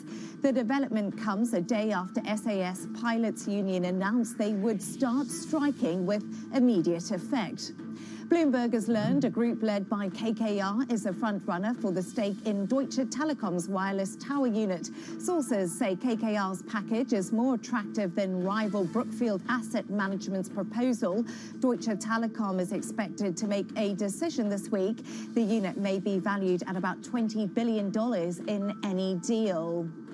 Now, Japanese chemical supplier Showa Denka says it's expecting to further raise prices and cut back unprofitable product lines. The Tokyo-based company supplies chip fabrication materials to the likes of TSMC. It's already raised prices at least a dozen times this year due to supply chain snarls, surging energy costs, and the yen's dramatic weakening. Bloomberg's been told Airbus delivered about 55 jets in June, leaving it only 2/5 of the way towards its full-year goal. Our sources say Airbus has handed over fewer than 300 planes this year against a 12-month target of 720. Supply chain issues and raw material shortages are holding back deliveries, even as it seeks to lift production. And that's your Bloomberg Business Flash. Francine. Thank you so much, of course, our very own Leon Gerrans. Now, world leaders gathering in the Swiss town of Lugano for a second day to map out a plan to rebuild Ukraine. The country's prime minister has suggested that could cost $750 billion. Well, let's get straight to Bloomberg's Maria Tadeo, who's at the conference and has a guest with her. Hi, Maria. Yes, Francine, and we've been here in Lugano now for 2 days. Of course, a very high-profile Ukrainian delegation is in a fundraiser to try to repair some of the damage done to this country as a result of the war. And joining us here from Lugano is Anna Bergi, of course, your vice president of the World Bank. You know the region very well. And I asked you this off camera. There's a lot of perhaps criticism that a conference like this won't really achieve anything because you're putting a number on a hypothetical. The war is still ongoing, but you told me it's very important to be here. Why? Yes, absolutely. It's important to be here, even though, of course, the war is still very much ongoing. And we need to actually, I want to make the first point, we need to support Ukraine during the war. World Bank experience shows that countries in conflict need to be supported because if you wait until the war ends, you will actually have a much harder job to do to reconstruct rather than supporting the government throughout. So what is helpful with being here is that we're coming together in a very large setting, many participants, to talk about the enormous needs of Ukraine. And these needs, yes, we're starting to see some numbers, but I do want to emphasize these numbers will keep being updated because we will need to keep taking new information into account. But already we know that there are critical infrastructures, housing, roads, bridges, education facilities that need to be repaired. And we cannot wait by starting to have those discussions because it will take enormous amounts of money, coordination, collaboration to be able to get started. And you mentioned the numbers. Some of the numbers, I was paying attention to the debate yesterday with the Ukrainian Prime Minister, the numbers are huge. I mean, they say on the short term is $100 billion, just the short term. The overall package can go to $750 billion. In your assessment and everything that you know about the region and the country, how much damage has been inflicted, but also how much help does Ukraine need? So we very much are in line with the $100 billion. We're doing right now with partners a damage and needs assessment for Ukraine. We have some preliminary data. It'll come out in August. We're also putting the key sector direct physical damage to Ukraine is around $100 billion. That's infrastructure, trains, railroads, all of it. It's housing takes the single largest block of it, but it's also critical roads, bridges, water supply, energy, and also education facilities, hospitals. This is where we need to get started. And we know that it's very important to put the direct physical infrastructure price tag on first, if you will, but the numbers that are being quoted, including by the Prime Minister, is of course the whole cost to the economy is enormous because Ukraine's, when we have done the analysis, GDP is going to contract by, we believe, 45%. This 45%. Is huge. Yes, it's huge. And actually, it's a perfect segue to my next question because that's for the long-term picture, but the short-term funding for this country that's burning cash on a monthly basis to keep the war effort going. The IMF say they probably need $35 billion this year. There's a gap there before potentially they enter a dangerous phase in which they may not be able to pay for some of these basic needs. Who's going to prop up the short-term funding for this country? So I have to say development partners have come together to raise a significant amount of funding to provide exactly where I started, support during the conflict to keep government services, critical social expenditures going. And I want to emphasize here, we, together with the IMF, are looking at about a $5 billion need every month. So if you take it up until the end of the year, yes, you arrive at about 35 billion. And the World Bank in and of itself has now a project whereby we are funding critical services for Ukraine, and we are mobilizing international donor funding through that.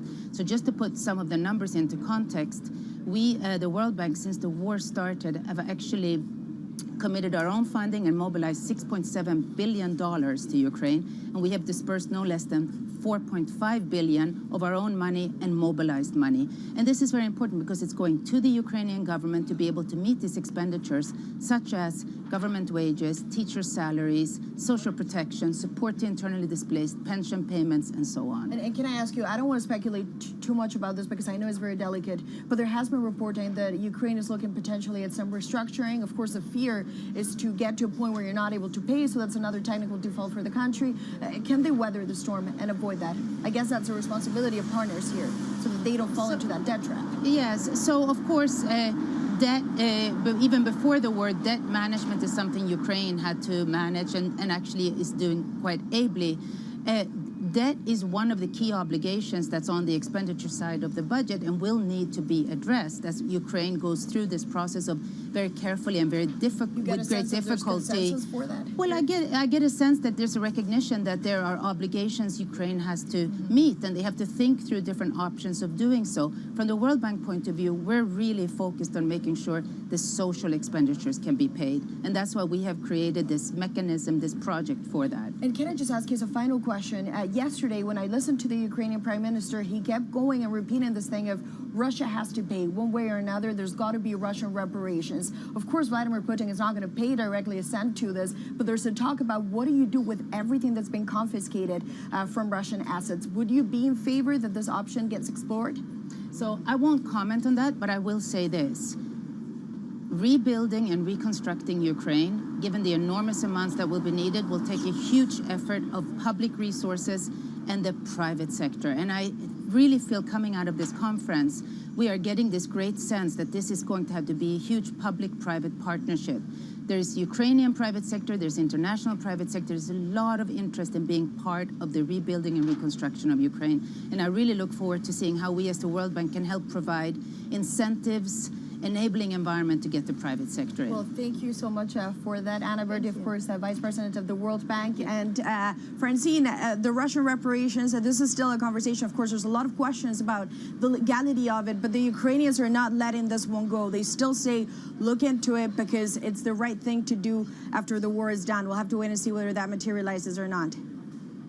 Maria, thanks so much. Maria Tadeo there with Anna Vierde, the VP at the World Bank. Now, it's extremely interesting, of course, to see that the amount that Ukraine had asked this gathering in Lugano, I think they were saying they have an estimated $750 billion to rebuild the war-shattered country. Again, for the moment, there's a lot of support from European countries saying there is no limit.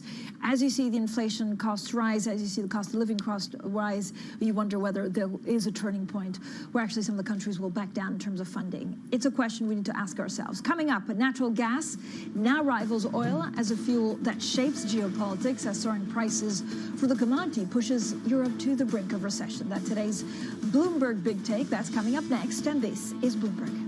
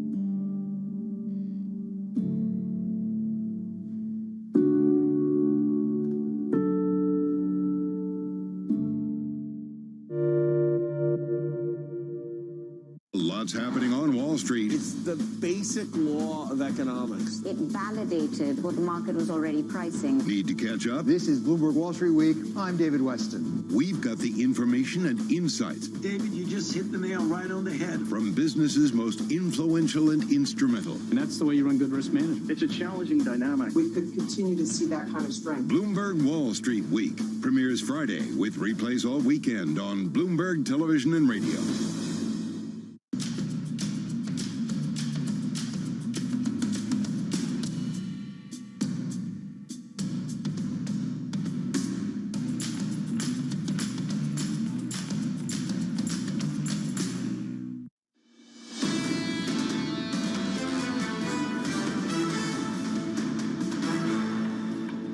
Economics, finance, politics. This is Bloomberg Surveillance Early Edition. I'm Francine Lacqua here in London. Now, last March, the BOE had warned that Russia's invasion of Ukraine has increased economic uncertainty and led to exceptionally high commodity market volatility. That prompted it to delay the launch of its 2022 stress tests for UK lenders. Now, it's due to be released, or to release its financial stability report this morning at 10:30 a.m. UK time, and the central bank said that while the UK's direct exposure to Russia was limited, the war may actually pose further risks to the UK financial system. Well, joining us now is Bloomberg's economics and governments correspondent Lizzie Burden. So, Lizzie, thank you so much for joining us. Look, they've delayed the stress test, but are we expecting actually anything ugly to come out of it? Well, we may get a postponement or a complete cancellation of the stress test. We might get a timetable for them. But really, the sense I'm getting from the Bank of England is if they delay the stress tests, it would be less about showing leniency to lenders in the cost of living crisis and more about it being not so worried, actually, about the resilience of the banking sector.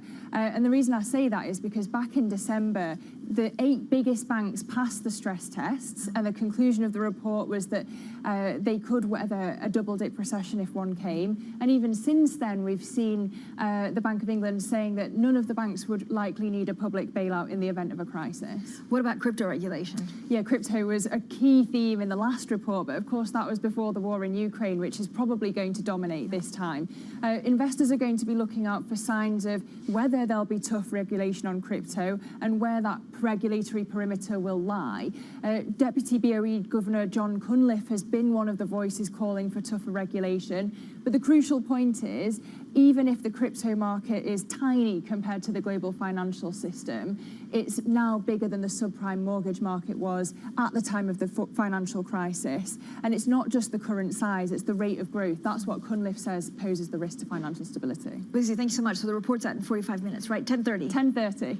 45 minutes, and then we'll know what exactly is in this financial stability report. Lizzie Burden there. Now let's get straight to Europe, and gas shortages rippling through the global economy, threatening recessions and a further wave of inflation. That's the subject of today's Big Take. And the commodity has soared 700%. Just think about it, 700% in Europe since the start of last year, becoming the driving force in the new Cold War. Now, for more, we're joined by our Bloomberg energy reporter, Stephen Stepczynski. First of all, Stephen, it's much more difficult. So gas, a fairly boring commodity up until, I guess, 2 years ago, is now like the hot topic because it's also much more difficult to replace gas stockpiles than oil stockpiles, or it's more difficult to get gas in if Russia turns off the taps. Absolutely. I mean, to give you a little bit of context, I've been covering natural gas for a decade, and there's not as much interest now as there was, now there is much more interest than there was a decade ago. And that's because the world's become much more dependent on natural gas. They become much more dependent on cheap Russian natural gas. And that's why natural gas has become this geopolitical tool in a lot of ways, because the world needs it. And if Russia were to cut off supplies, like they're curbing supplies via the Nord Stream pipeline right now, you see an immediate impact on industries, see an immediate impact on economies, and Germany is warning that it could have a Lehman shock sort of situation if they were to totally cut off all gas supplies, because there just isn't enough globally to fill the gap left by Russia. So, Stephen, how is winter looking for the global natural gas market? It's not looking that good at the moment. The inventories aren't being filled fast enough with the little bit that they're getting right now from Russia, and there isn't enough liquefied natural gas, that's how you ship it via sea, in the market to help refill European inventories. So what's going to happen is Europe is likely going to be entering winter with lower inventories that they were hoping to get. They wanted to refill by 90% before winter strikes, and winter is when demand for natural gas, which is a heating and power plant fuel, that's when it spikes. Now, there is a chance that if they can't fill to a certain level, that there will be gas rationing this winter on top of record high prices for gas. That means that industries might not be able to get gas. They'll have to shut down. That means really high prices for gas for households. If you wanted to heat your house, it's not going to be cheap. So, Stephen, give me a sense of, how difficult is it to, replace gas? Is there something that we could do to make up for it? There are two things. One, you find alternative fuels. So in the immediate term, you go to coal, you go to diesel. Another thing that, for example, Japan, the world's second biggest LNG importer, what they're doing is they're pushing their citizens and businesses to just consume less. If you reduce your demand, there isn't as much need for natural gas, and there's less gas you need to replace. In the long term, there will be investment in more facilities and more supply. The United States, there have already been 2 U.S. LNG export projects that have been sanctioned this year. There are probably going to be more going forward. Canada, too. And Qatar is moving forward with a giant expansion. But you can't get that supply online by winter. You get it online by 2026, 2027. So in the immediate term, the best solution is just don't use gas. Okay, there you go. Put an extra jumper. That's what the Brits do. Stephen Stepczynski there from Bloomberg joining us today. And you can, of course, read today's Big Take, typing NI Big Take Go on the Bloomberg terminal. Now, coming up, U.S. President Joe Biden is close to announcing a rollback of Trump-era tariffs on Chinese goods. We'll have plenty more on that story next. And this is Bloomberg.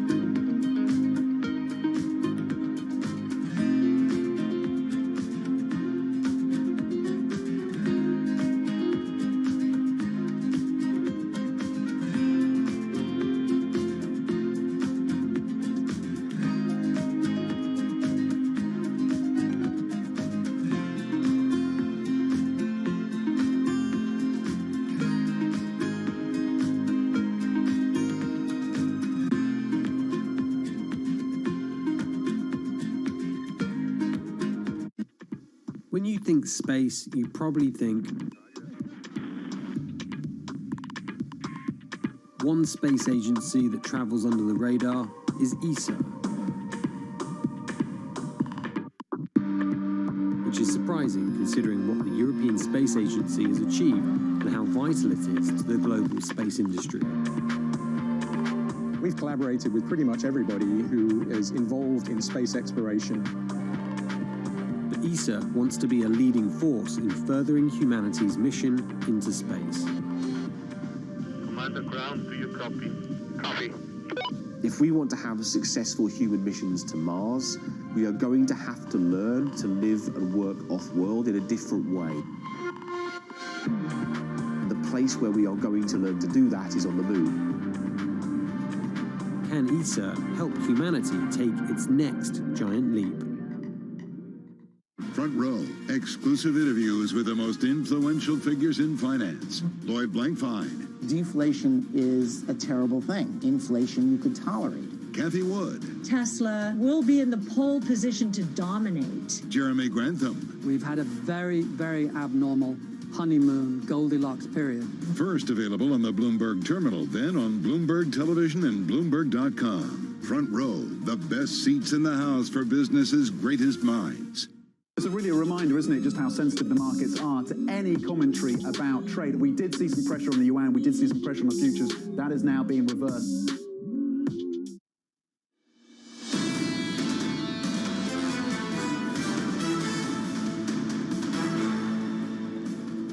Economics, finance, politics. This is Bloomberg Surveillance Early Edition. I'm Francine Lacqua here in London. Now, U.S. President Joe Biden is close to announcing a rollback of Trump-era tariffs on Chinese goods. Sources say he may make the decision as soon as this week. Well, Bloomberg's chief Asia economics correspondent, Enda Kern, has been following the developments. Enda, good morning, good afternoon again. What is the significance of these talks? It does feel like there's momentum behind this now, Francine. We had a call today between top Chinese and U.S. officials on the topic of tariffs and sanctions. The readout from both sides said there was also some discussion around areas of cooperation around global supply chains. But this call was the first since October between the Vice Premier and the Treasury Secretary of the US, and it does lend its way to this idea that there might be something coming down the pipe. Now, our Washington colleagues are saying that the administration there is looking at bringing down tariffs. We don't know specifically what products they will target, be they industrial or consumer, how much they will bring those tariffs down and how quickly. But I would say, though, that economists' reactions today was fairly subdued. Most people are saying even if they were to bring down all the tariffs, it would have a fairly muted impact on the overall inflation story, given the gravity of the price pressures in the US at the moment. So, and if this is not a game changer for inflation and markets are taking it well, is it because there's hope that actually the two countries will be closer? Does it have an impact on, for example, how they deal with Russia, or what's the thinking behind markets right now? Indeed, Francine. I mean, on a headline basis, you would say, look at this: the US and China are talking again. There are expectations. We've reported there might be a call between Presidents Biden and Xi over coming months. And as I say, it's the first call since October between these economic officials. So all of that lends itself to some kind of positive energy, but it's fairly incremental. And in truth, none of this really changes the bigger picture. The US is clearly having to respond to tariffs because of its inflation story. It doesn't change the broader competitive or strategic rivalry between both governments now. It won't change the tensions over human rights, Xinjiang, Taiwan, Hong Kong. Of course, it won't change the attitudes over economic competition between both sides either. I think if this does happen, if it does come true, it will be incremental at best. So does it change the dynamics with supply chains, and or is it because that's completely to do with COVID-0 policy, even that won't change at the margins? Well, it was interesting. This was part of the discussion. Janet Yellen and their readout, they were saying, look, it's in both sides' interest to have stable global supply chains. Not really clear what the US can do about it. China's supply chains are pretty much getting up and running again after that big Shanghai lockdown. But of course, there's still lots of complications in the system. I would say one of the other talking points from the call this morning was the fact that Janet Yellen raised the spillover from Russia's invasion of Ukraine. Of course, that goes to the core of tensions with China, with many countries around the world right now. So as I say, even though they're talking about potentially bringing down tariffs, they're also clearly raising the very difficult topics between them as well. Thank you so much. Bloomberg's Chief Asia Economics Correspondent, Enda Curran there in Hong Kong. Now, we also look at the markets, and actually there is quite a lot going on in currency markets. So you look at euro-dollar, as dollar strengthening, euro weakening. There's been so much talk about parity, and we're now at 1.0311. That it does seem like we could get to parity, which would be a huge game changer, not only psychology, but of course, some of the earnings conundrum for some of the companies. Now, it is a positive smoke signal, maybe on U.S.-China trade, that we're seeing euro-dollar trading where it is. It could also be an increasing global fear of a recession. Whatever it's causing it, the dollar is definitely getting a bid this morning. Now, we've been calling around, of course, some of the trading floors. If you remember, dollar strength been one of the major macro factors of the year so far. There's nothing to suggest, according to Lork and Rosh Kelly, that we're seeing or that we're going to see a reversal in this trend anytime soon. Bloomberg Surveillance Early Edition continues in the next hour. Well, Matt Miller, Katie Greifield in New York, or Danny Berger's here in London, and this is Bloomberg.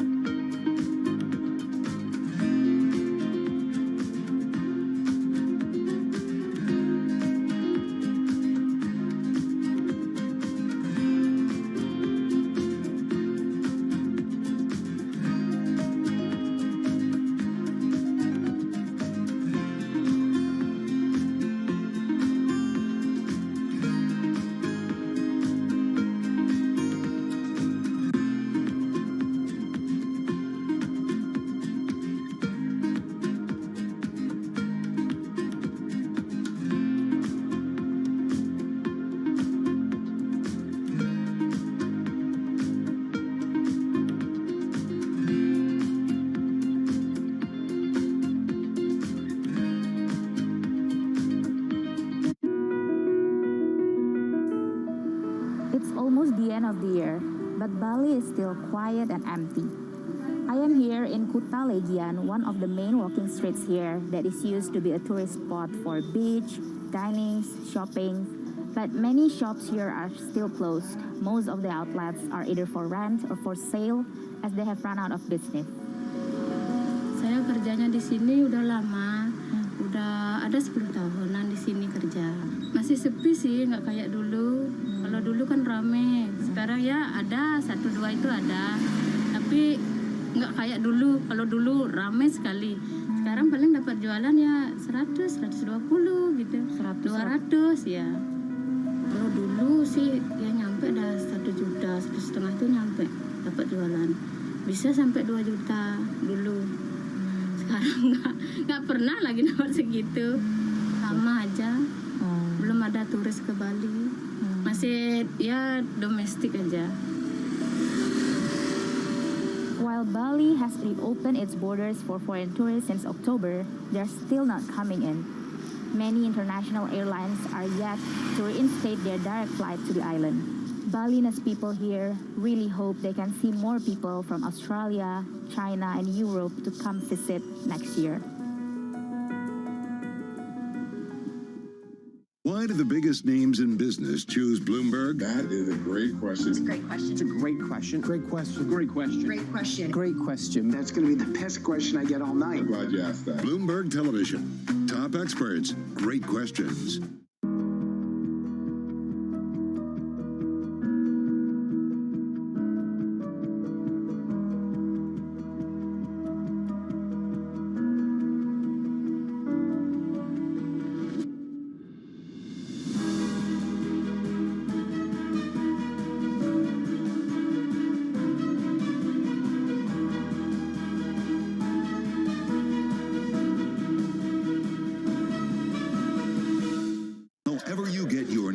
Daybreak with Lee. On Bloomberg Radio. Welcome to Daybreak Australia. This is Bloomberg Technology. This is Bloomberg Green. On TV, radio, and the web, this is Bloomberg.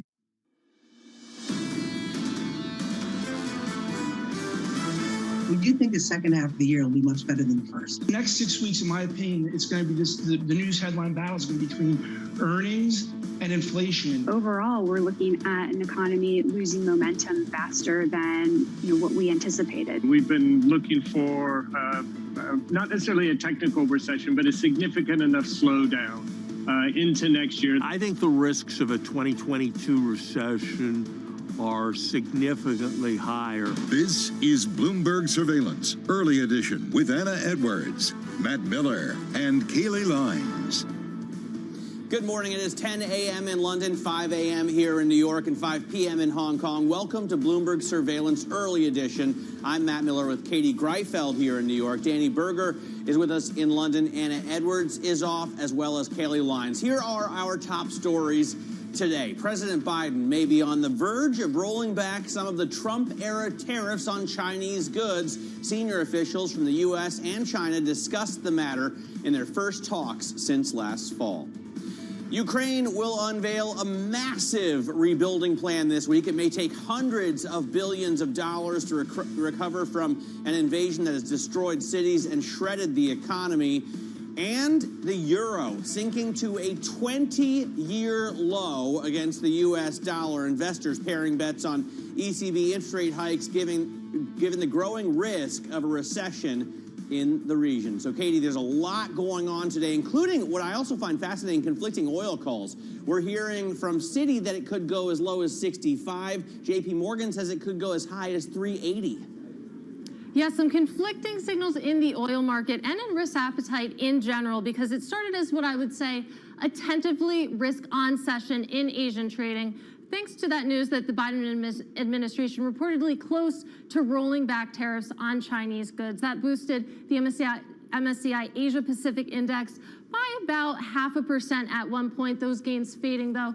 Same thing for the Hang Seng Index, started solidly higher, but that rally fading up about 0.1%. In Australia, though, you had the Reserve Bank of Australia hike rates by 0.5%. That is the biggest rate hike ever for Australia's central bank. But if you look at government bond yields, the 3-year yield up just 1 basis point, with investors maybe wondering if we're at peak hawkishness. And of course, we are seeing dollar strength across the board against the euro and against the yen as well. The dollar yen up about 0.1% or so, Danny.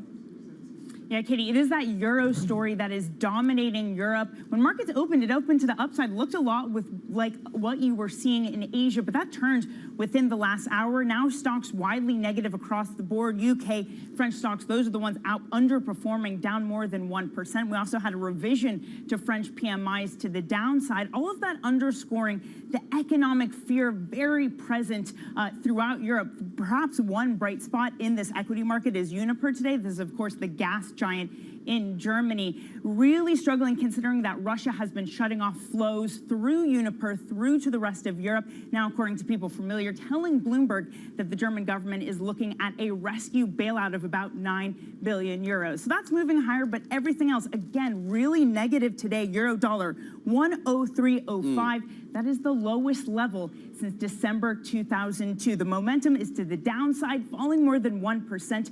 Is it 102 next? Is it parity next as well?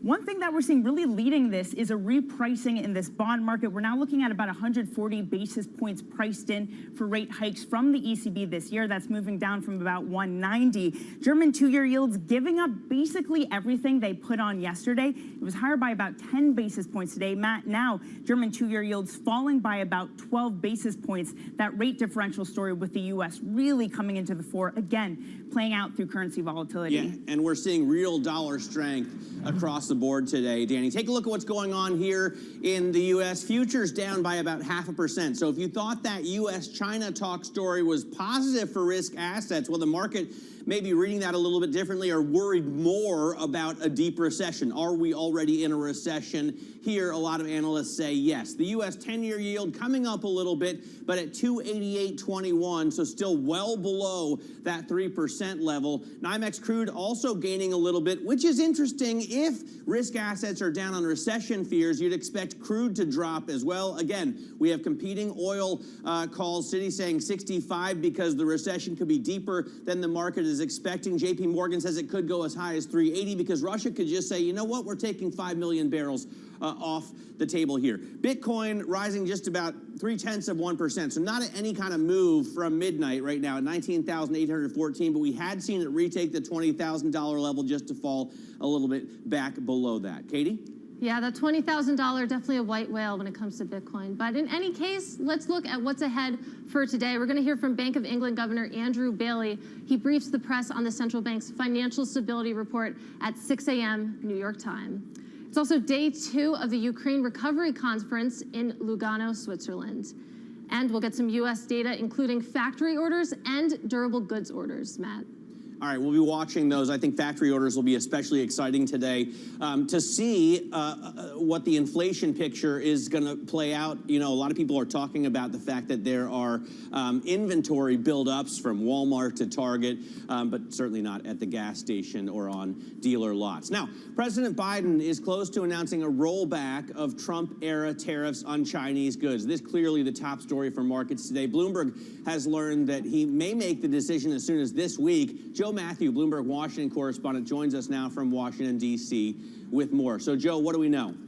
A little more urgency behind this whole story, Matt. It's something we've been talking about for a couple of weeks, but it does appear that the president could be close to making a decision as we learn about a high-level meeting between the Treasury Secretary Janet Yellen and China's vice premier. They spoke about this by video conference, and the U.S. readout was positive. They called it candid and substantive, but I have to tell you, Matt, there's quite a bit of skepticism, as we've seen with a number of steps that the administration has taken in the effort to lower inflation here. Analysts from the Peterson Institute for International Economics estimate that removing the tariffs would lower consumer prices here in the United States by about 0.2%, maybe a quarter percentage point. That could rise, they say, to 1 percentage point if U.S. companies react by marking down their goods here. So it could have a muted impact, and the administration has to balance this with the potential loss of leverage that America would have over Beijing here. One thing that we are hearing is that this may not just be across the board. We're talking about consumer goods, Matt, where he would be cutting tariffs while also increasing tariffs potentially on things like transportation equipment and industrial equipment here. So we'll be watching this closely for a couple of days. There may be a way that the White House can slice this down the middle. And Joe, when it comes to the China competes legislation and that semiconductor funding bill, what's the latest? What do we know? Boy, you know, look, this has been bogged down for the better part of a year. It's something that was said to be bipartisan. It's been in a conference committee now for a couple of months with 100 conferees trying to hammer out the differences between a House and Senate version. This is something that was supposed to be an easy layup, essentially, for Democrats and Republicans. But the negotiations have been stalled, and now Mitch McConnell, the minority leader in the Senate, says he will not support this. It won't be a bipartisan vote if Democrats continue this idea of pursuing a reconciliation bill to hike taxes and lower drug costs. That's another kind of a conversation that's been going under the surface here for weeks and months. So this could be in jeopardy right now. It's something that the administration says the United States must have to get more domestic manufacturing of computer chips, and it's just not looking very good at the moment here. Joe, thank you very much. Bloomberg's Joe Matthew there. And you can get more great content from Joe every weekday on his radio program, Sound On. That's 5 p.m. Eastern Time on Bloomberg Radio. Ukraine's government has indicated it needs up to $65 billion this year to meet its funding requirements. That's billions more than its allies have pledged so far. Bloomberg's Maria Tadeo spoke with the OECD General Secretary at the Ukraine Recovery Conference in Lugano, Switzerland yesterday.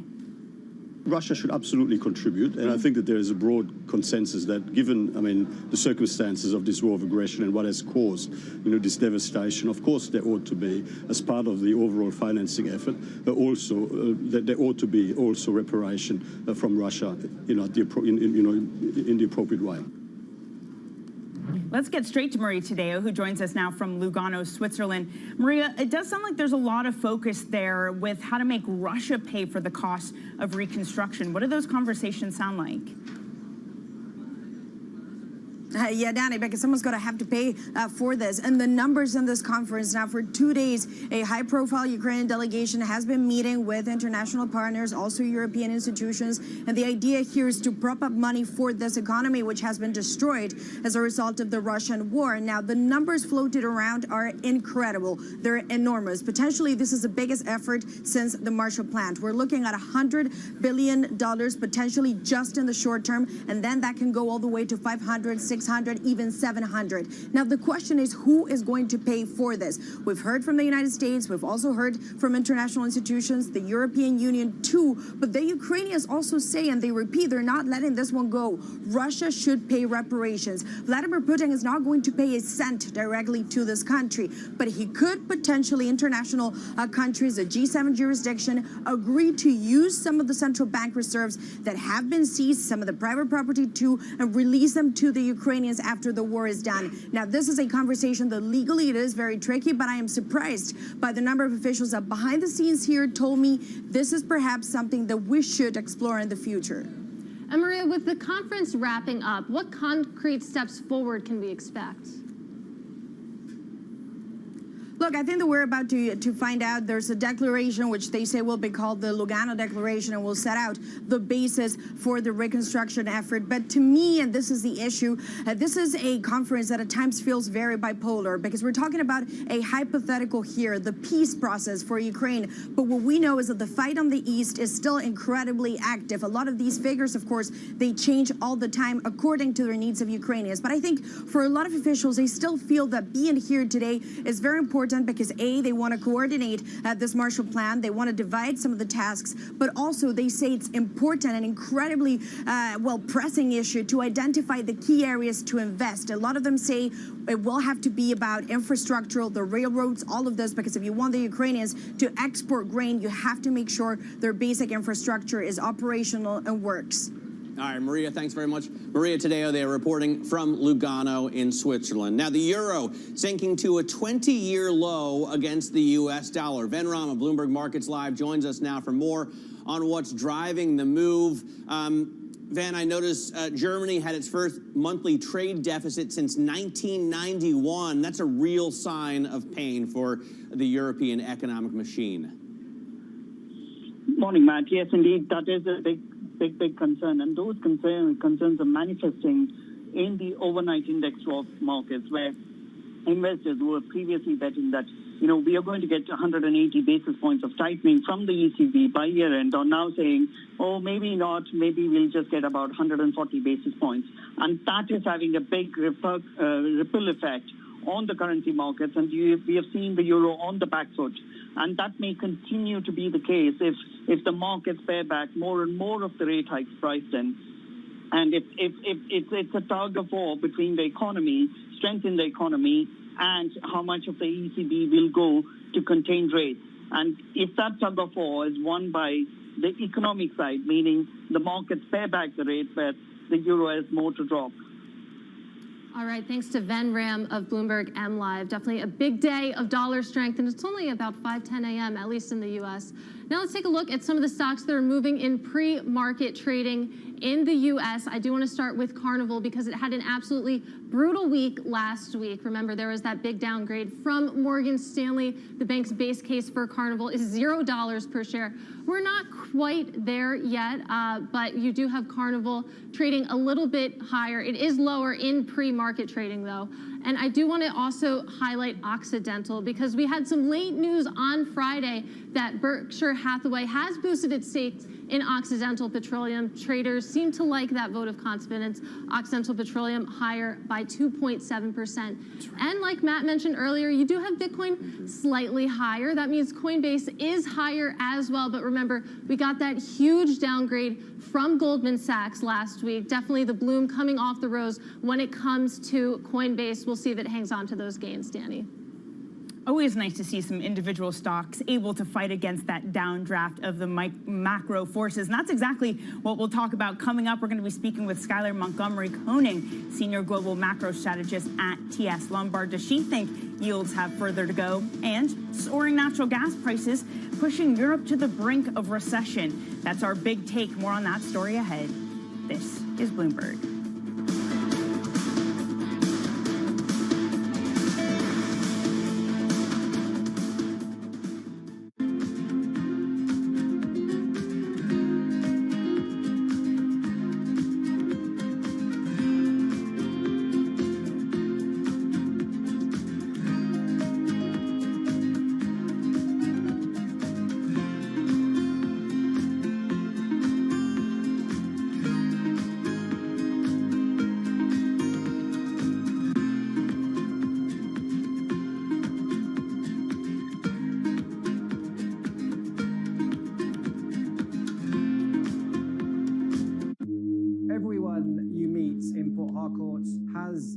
About what they call black soot caused by the manufacturing and consumption of these fuel products in the illegal refineries.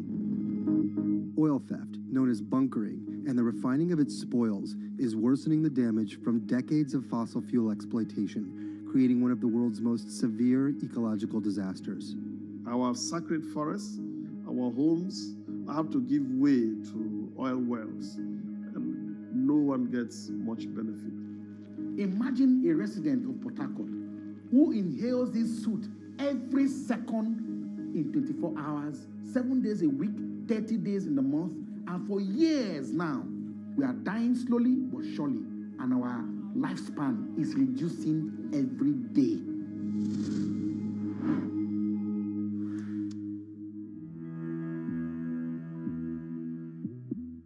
Bloomberg has enhanced search on the terminal to deliver what you need when you need it.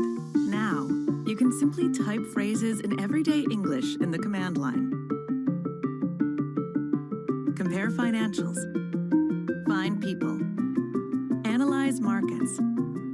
You can enter phrases or ask questions. What do you want to know today?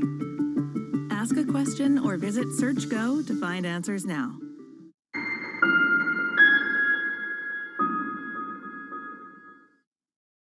This week, all eyes are on Sun Valley, where the titans of tech and media meet to talk business. And Bloomberg will make sure you're part of the action with live coverage and impactful interviews. It all starts Wednesday, July 6th, right here on Bloomberg.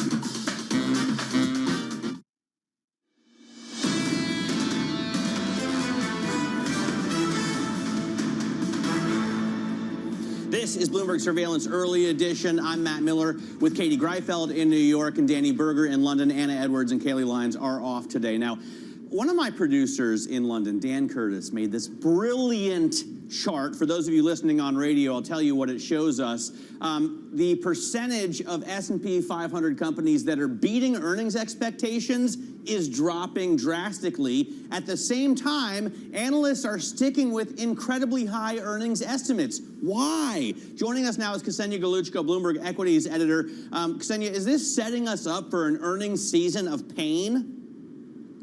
Yeah, this earnings season is going to be a big surprise and a big game changer for stocks. So just today, Morgan Stanley's Michael Wilson has come out with a note saying that until the earnings expectations come down from the highs that we're seeing them at right now, this bear market in stocks is not over.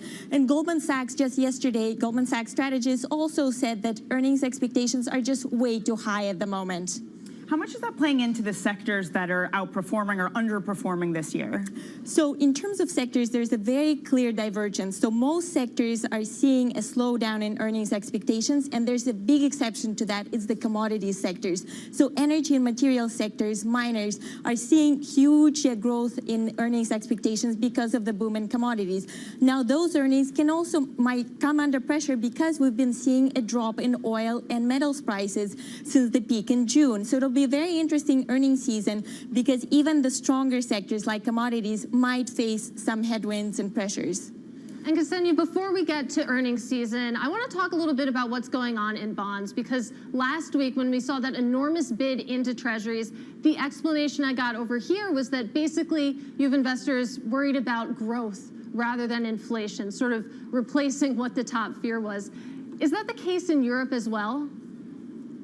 Yeah, that's the troubling thing about the drop in bond yields, right? Usually that would mean good things for the market, for the equities, because usually it would mean that, the equity markets are becoming more attractive, but not in this case. It's the recession fears that are driving the move in bonds and treasuries and also the bonds in Europe, right? So the recession expectations, the fears of a slowdown are really, really spreading across the market, across asset classes. And at this point, it means risk off across most asset classes in this case. And gotta just wrap it up here with the euro. I mean, some pretty massive moves, lowest since 2002. When you look at the cross-sector implications of such pain in the euro, what do you expect to see? Well, that's the thing. So usually a weaker euro would mean really good things for European equities, right? Because exporters would benefit greatly from the weakness in the currency. But not this time around, unfortunately, because the euro is dropping mainly on recession fears, mainly on concerns about a more hawkish turn in the ECB's policy, the general slowdown in the economy, these contraction fears, they're driving the weakness. And that's why it's not good news for European equities, which usually had, very opposite correlation with the euro in the past. Yeah, it probably doesn't help that it's also just summertime. Liquidity is bad, not just for the euro, but stocks as well. Ksenia, thanks so much. As always, Ksenia Galuchko from our Bloomberg Markets team. And for more market analysis, MLive Go is where you want to head on your terminal. This is Bloomberg.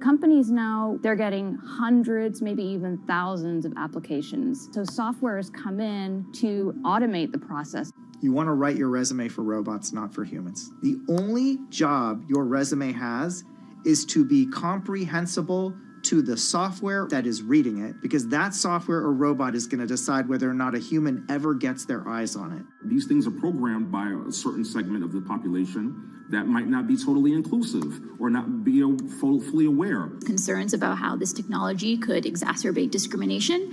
For the FTC, I think foremost, the FTC needs to be making sure that we're fully understanding this technology. We don't trust companies to self-regulate when it comes to pollution. We don't trust them to self-regulate when it comes to workplace comp. Why on earth would we trust them to self-regulate AI?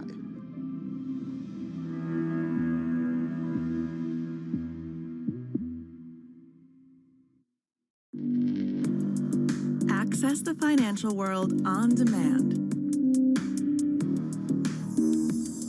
Hear from leading economists, policymakers, and industry experts via live and on-demand webinars, only from Bloomberg.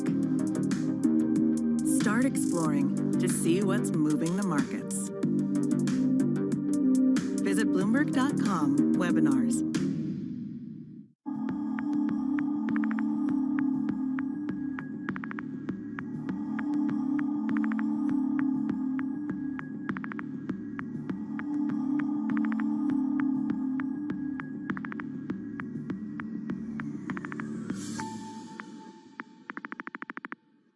I think what we've seen during this period of time is that communicating via video is not a fad. We are using it in all aspects of our lives, for work, for learning, for communicating, for staying in touch.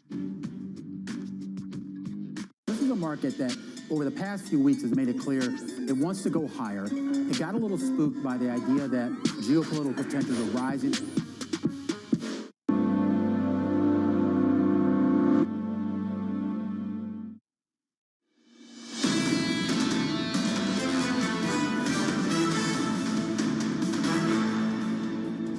Now, keeping you up to date with news from around the world, here's the first word. In Highland Park, Illinois, a 22-year-old man is being held in connection with the killing of 6 people at a 4th of July parade. Dozens of others were wounded. The man was arrested after a brief chase. Police believed the attacker opened fire from the rooftop of a building near the parade route.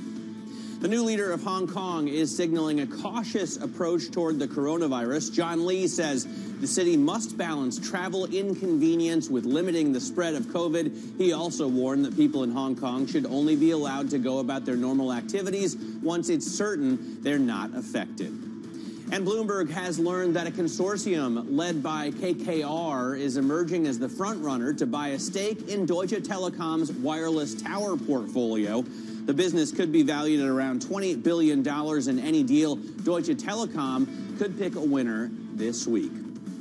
Citigroup warns that oil could collapse to $65 a barrel by the end of the year, and analysts say it could slump to $45 by the middle of 2023 if a hard enough recession hits.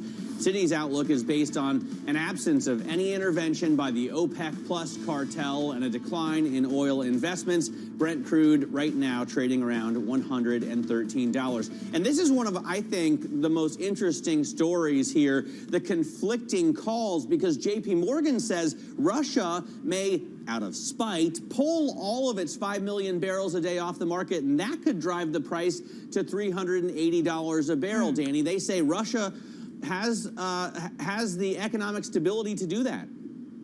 Yeah, the amount of air between $45 and $380 is massive. But Matt, look, I kind of am biased towards the upside because supply is still so tight. Katie, it's something we're grappling with. Even if you get demand low enough, how is that going to be enough in terms of supply? Because there's just not a lot there. And when it comes to Citi's bear case, of course, it's that supply, the lack of oil investment that underlies it. Yeah. Yeah, oil investment is difficult in this environment. Coming up, Skyland Montgomery Koenig, Senior Global Macro Strategist at TS Lombard. This is Bloomberg.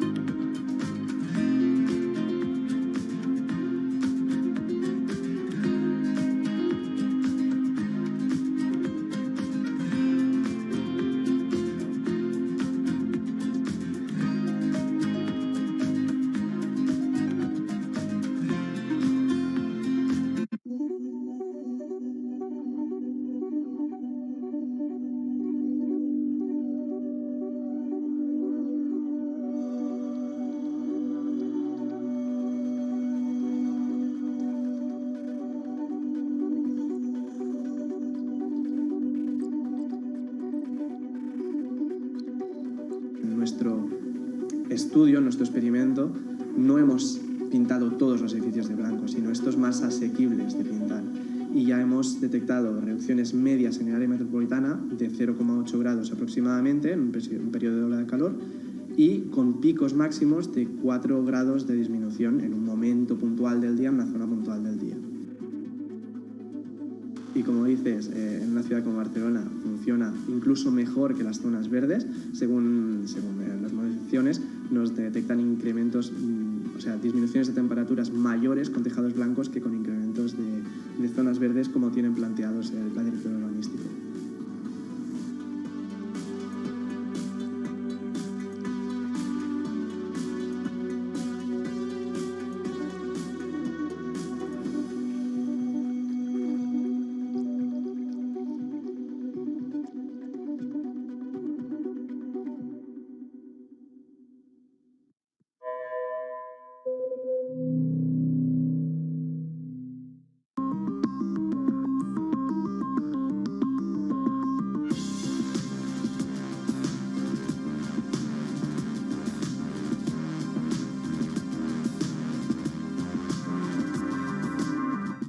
I think that it's hard to put your head around any narrative. Let's just be honest. We've had sort of a shift in, are we in some sort of stagflation fears moment? People were talking about that all day yesterday.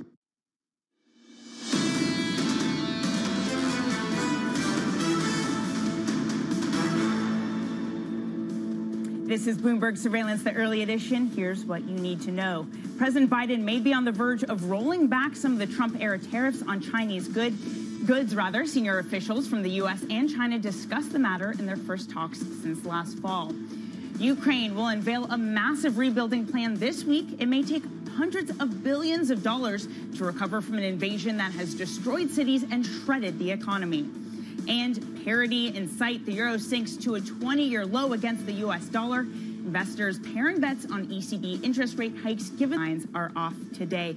And Matt, Katie, we're getting some lines coming from the BOE's stress test.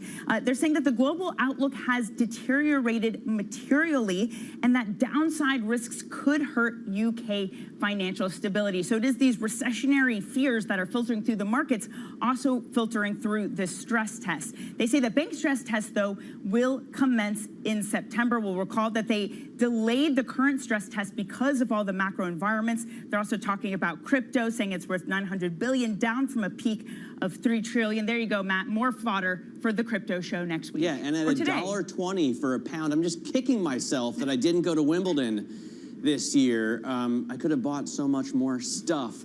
I am looking right now at futures that are down, now getting a little bit more significant. 0.2% on S&P futures is the loss today. Maybe growing concerns about a deeper recession, or are we already in a recession? The 10-year yield coming down as investors buy that debt now, 2.88. Now it's unchanged, but you see that we're sort of changing direction in terms of the bond market right now. NYMEX crude is still up, which is slightly puzzling, especially with Citi's call for $65 a barrel. This could be a little bit of catch-up.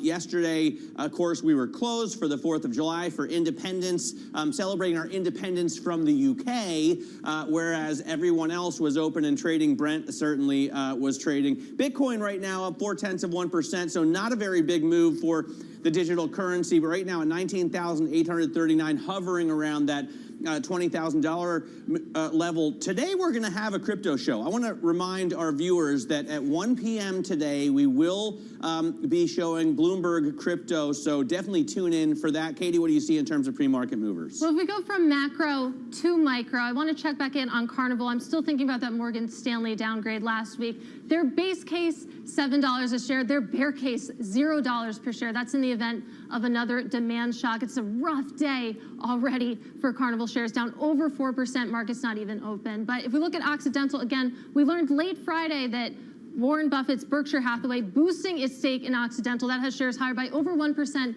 even as we see oil maybe start to fade some of those gains that we saw earlier in the European session. And Coinbase, man, it's trying to hold on, up 0.1% in the pre-market as Bitcoin maybe moves a little bit higher. But again, got some big downgrades last week. But Danny, what's interesting, actually, Coinbase still has 20 analysts who rate the stock a buy.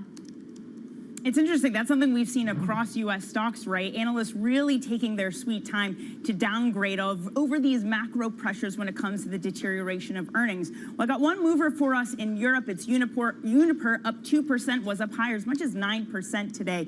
Uniper moving higher, according to people familiar, the German gas giant likely to get a bailout from the German government. The package might be as big as 9 billion euros, but it's not doing as strong today, getting caught up in the downdraft of the entire European equity market, down 0.8%. All of that stemming from the volatility we're seeing in the rates market and especially the FX market. Euro dollar, that's at 103.06. That is its lowest level in 20 years, since December 2002. We're seeing a repricing on the front end of the curve. German two-year yields, those have dropped by about 10 basis points, undoing the moves that we saw yesterday. And it really is this global concern. Matt, I know you're looking at oil going higher, but the metals, for example, taking a hit today. Copper on the LME, that's down 2%. At a 16th month low, trading under $8,000, Matt. All right, we're keeping our eye, obviously, on those. The metals coming down a lot more than the ags and certainly more than oils as well. Joining us now is Skylar Montgomery Koenig, Senior Macro Strategist at TS Lombard. And we just got these headlines from the BOE that the global outlook deteriorated materially. Skylar, what do you expect in terms of a recession right now? I mean, so it depends on what economy you're looking at. So for Europe, we've been calling for a recession for quite a while now because we saw this stagflation trifecta where you had, slowing growth because of China, but you also had slowing growth because of elevated energy prices and the Russia-Ukraine crisis as well. And then kind of over this year, we've shifted to calling for a recession in the U.S. as well, because you're starting to see, we have some leading indicators for jobs data that we're starting to see come off. We're getting a little bit more worried there generally. And we think the Fed will hike rapidly above neutral. And so our recession call for kind of end of this year, beginning of next year, is based off of the Fed tightening very rapidly. They're tightening above neutral to dampen demand. And so, we see a soft recession. It won't be very deep. It'll be a shallow recession. But I think, the markets are definitely focusing on the recession call, but maybe where they're less focused is what happens after, because if inflation is still elevated, you're not going to get that rebound, and you could have a very poor rebound. Are we in a technical recession already, Skylar? I mean, the Atlanta Fed's GDP Now tracker says second quarter GDP was negative 2.1%. And of course, we had a contraction in the first quarter. Do you think we've had back-to-back contractions? I mean, it's very possible. Our chief economist, Steve Blitz, thinks that, we'll get enough of a consumption shift this month and this quarter, rather, that, we won't get a negative print in the second quarter. But it is very much shifting in that worrying direction in terms of, as you say, that first quarter GDP print coming in negative. And you can have arguments over, it's trade, it's energy prices, it's whatever the moving factors are, but you can't negate the fact that was negative. And, the data is deteriorating rapidly, and so we could very well get a negative 2Q print. It seems that we've spilled a lot of ink talking about the possibility of a U.S. recession, but Skylar, things are looking pretty ugly in Europe today, the euro sliding. Are you expecting euro-dollar parity? Yes. I mean, we've been calling for this for a number of months. European growth prospects are just worse than they are in the U.S. And I think that the market rapidly moved to price Russia-Ukraine and then kind of stopped, which seems weird because, there's a very real risk that Russia turns off the taps as we head into the winter. And that would make sense in terms of, from a tactical perspective, for them to take that opportunity to cause the most economic pain. And so there are quite a lot of risks to European growth still. And we've always thought that they're not going to move too quickly to price ECB hikes. The fact that we're getting kind of this anti-fragmentation tool means that they're likely getting more hikes than we expected at the beginning of the year, but they can't keep up with the Fed. And, in the U.S., the inflation dynamic is different in terms of it's supply and demand driven. So Fed hikes actually do something to dampen demand where they don't in Europe. So we think, euro-dollar parity on the basis that you're not going to get the somewhat price policy convergence, and you will get a divergence in growth. Skylar, the risk that you're describing, the risk that Russia turns off the gas taps to the rest of Europe, some of it has already happened. But in the case that it's 100%, it completely evaporates from the market. Walk me through what that means for the commodity space as a whole, because we've been talking about it, a lot of conflicting calls when it comes to where oil heads next. Well, I mean, the problem is it's so bipolar, right? Or sorry, bimodal in terms of you either get Russia completely turning off the taps and supply, and you get this rapid spike in oil markets, and we've kind of come off because people are seeing that, you know, it's maybe a 30 to 40% reduction in supply to Europe, but it's not the kind of worst case scenarios that everyone was calling for. And so you've gotten that pullback in oil. You've also gotten that pullback in oil on the fact that demand is falling. You're getting increasing calls for a recession. People are really pricing that slowdown into next year. And so that's why you're having oil come off. But I think if you did get that natural gas cut off and that oil cut off from Russia, then you would see you get back to the highs that you were seeing in the initial Russia-Ukraine crisis spike. But, you know, as I said, it's very bimodal in terms of if there is a resolution in Russia-Ukraine, that oil price is coming rapidly down. And so it's kind of stuck between these two drivers. And there's not really much you can do on the supply side because there isn't anyone that can come in and put in more supply that Russia takes out. And Skylar, I want to quickly go back to the currency market because the story of this year arguably has been dollar strength. And if we do get to euro-dollar parity, first of all, I'm wondering what your timeline is there and how far past parity we could go. How far can the dollar really get? I mean, I think a lot of it really depends on whether Russia-Ukraine gets worse and worse. And if it does get worse and worse, you can get significantly below parity. And so that timeline also depends on that. I think, you know, we've kind of been testing this 104, 105 level, and we're just getting below that in the last couple of days. And that's kind of also a signal that we're getting past that technical resistance. And so you could see a rapid move lower on the back of that. But what I worry about in the coming months is this kind of revenge summer in Europe. And so this is the first summer that COVID restrictions have been completely off in Europe. And you're seeing a lot of consumption on the back of that. People are spending money, they're bringing down cash saving buffers. And because of that, you might get some good GDP data from Europe. And so, you know, economic surprises have turned negative in Europe, but they are holding up better than they have been in the US. And so because of that, I think that might delay, you know, getting significantly below euro-dollar parity. But if you get a complete capitulation, if you get a recession in Europe, which we expect at the end of this year, I think you'll get significantly below parity, especially, you know, on those risk aversion, safe haven flows to dollar. Skylar, great to get some time with you. Thanks so much for joining us this morning. Skylar Montgomery Koenig there from TS Lombard. Coming up, natural gas now rivals oil as the fuel that shapes geopolitics. We'll discuss today's big take next. This is Bloomberg.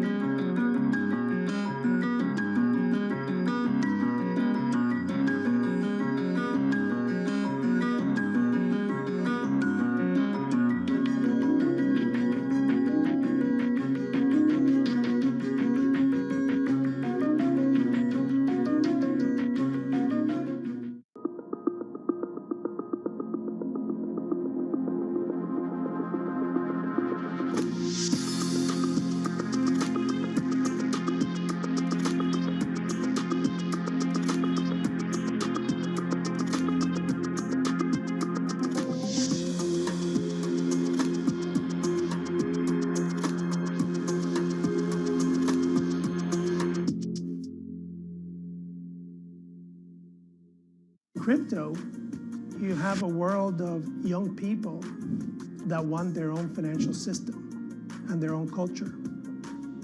And it is very powerful, and I'm a big believer in it.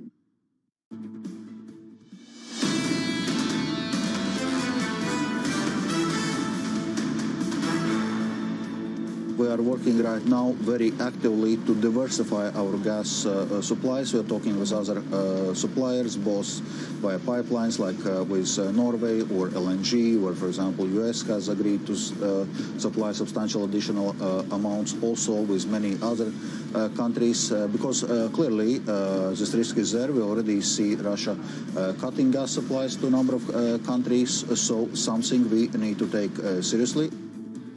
That was Valdis Dombrovskis, European Commission Executive Vice President, speaking with Bloomberg yesterday about gas shortages. They are rippling throughout the global economy, threatening recessions and a further wave of inflation. The commodity has soared 700% in Europe since the start of last year, becoming the driving force in a new Cold War. That's the subject of today's Big Take. Stephen Sepchinsky, Bloomberg energy reporter, co-wrote the story. And Stephen, you know, who threw the first punch? I keep hearing that Russia is weaponizing energy supplies, but certainly they're doing that in response to the measures that were taken by the U.S. and Europe against them after the invasion of Ukraine, right? Let me throw a third option out there and just say that I think the energy market, even before this war started, was already very, very tight. So you're going into a war, you're going into this situation with Ukraine, with prices already at seasonal highs, record high in December for natural gas. And then the war in Ukraine exacerbates everything. And the problem is Europe did basically create their economy in a way where they were very dependent on cheap Russian gas. And so depending on who threw the first punch or not, you know, Europe was in a position where they had no other choice but to depend on Russia after the war started. And now that Russia is starting to turn down the taps, down 60% in the Nord Stream 1 pipeline, the key pipeline to Germany, you're seeing already a large impact on the European economy. The big utility in Germany, Uniper, is going to have to be bailed out by the government for 9 billion euros. That's a lot of money. Yes, Stephen, we hear that 60% figure, a lot of the amount of gas that's been cut off from Russia going to Europe. But how do inventories actually look at the moment when it comes to natural gas? So the inventories right now at this very moment are basically at the 5-year normal. So they were able to build up a lot of inventories in the first half of this year because Russia was still pumping gas. But now that gas isn't being pumped, the big question is, can you get to that 90% fill before winter? That was the target by the EU. And with basically Russia curbing output this significantly, it's going to be very challenging to fill that gap with, for example, US LNG, Norway flows, Qatar LNG. There just isn't enough gas in the world to replace what Russia has provided for Europe. And because of that, they're in a very bad position in winter. And winter is when demand for gas, which is a heating and power plant fuel, peaks. Well, Stephen, to that point, you write that to meet all the new demand, basically, it's going to require a massive wave of new investment. What's the outlook there? Are we actually going to see that massive wave, and who would even lead it? So we're already seeing a pretty big wave, and it's coming out of Qatar and the United States in terms of supply. So Qatar they've already planned this for years, but they're moving forward with this massive LNG export expansion. The U.S. as well, there are 2 private companies in the U.S. that are developing LNG export terminals, and 2 projects were approved. There are about a dozen more projects in the U.S. that could get final investment decision, which is the step before actually building the facility. But the problem with this supply is it doesn't come online by winter. It comes online by like 2026, 2027. So in the near term, there just is no more gas. And in the near term, the way to balance the market is to consume less. And that's something that's going to be challenging for industries and households alike. Speaking of industry, Stephen, what would a Uniper bailout look like, and how likely is it?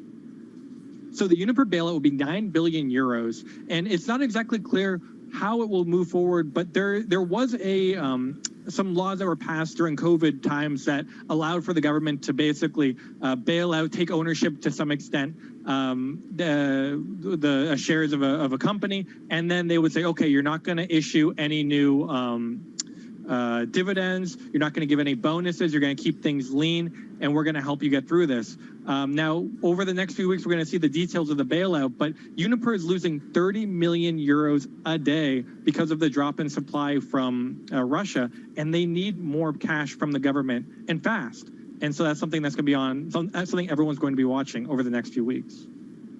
Stephen, thank you very much. That's Bloomberg's Stephen Stupczynski. And of course, to read Stephen's story, it's our Big Take today. NI Big Take Go is where you want to head on your terminal. And a programming note, because I'm sure you've not had enough of Matt Miller today. Be sure to catch Bloomberg Crypto today at 1 p.m. New York time, 6 p.m. in London. Our weekly show covers the people, transactions, and technology shaping the world of decentralized finance. This is Bloomberg.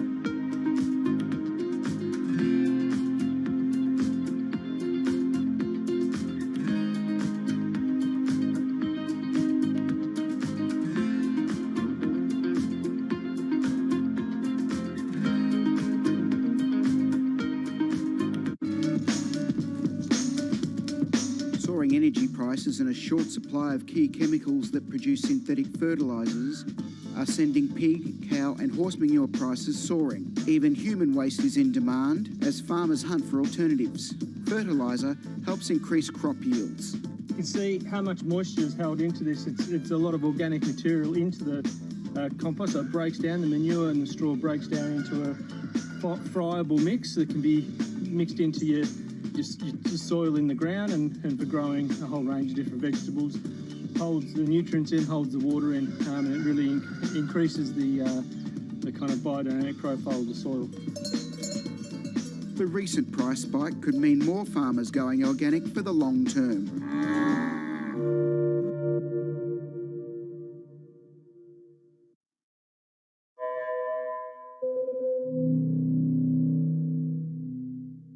Lots happening on Wall Street. It's the basic law of economics. It validated what the market was already pricing. Need to catch up? This is Bloomberg Wall Street Week. I'm David Weston. We've got the information and insights. David, you just hit the nail right on the head. From businesses most influential and instrumental. And that's the way you run good risk management. It's a challenging dynamic. We could continue to see that kind of strength. Bloomberg Wall Street Week premieres Friday with replays all weekend on Bloomberg Television and Radio. It's really a reminder, isn't it, just how sensitive the markets are to any commentary about trade. We did see some pressure on the yuan, we did see some pressure on the futures. That is now being reversed.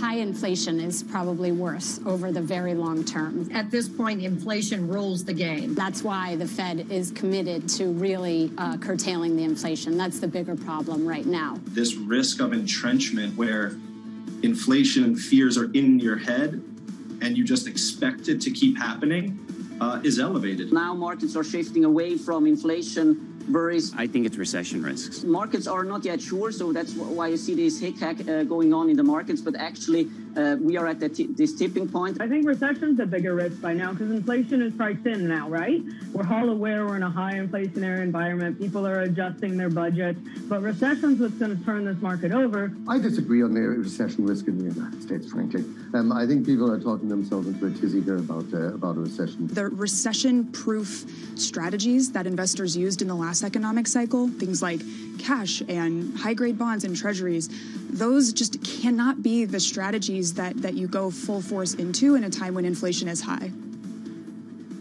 Investors and economists there weighing the risks of recession and inflation. Let's add another smart voice to the mix. It's Tom Keene, co-anchor of Bloomberg Surveillance, who joins us now. Tom, we're all over here obsessing over a euro dollar with a 102 handle. I know you got your eye on DXY. Well, I do. I'm looking at DXY. There's two major dollar indexes. The Bloomberg index is the best one. It's the best math. It's deeper. It's got EM in it. DXY is an ancient one, Danny, going way back, which is major trading partners. I think euro's 54 or 57% of it.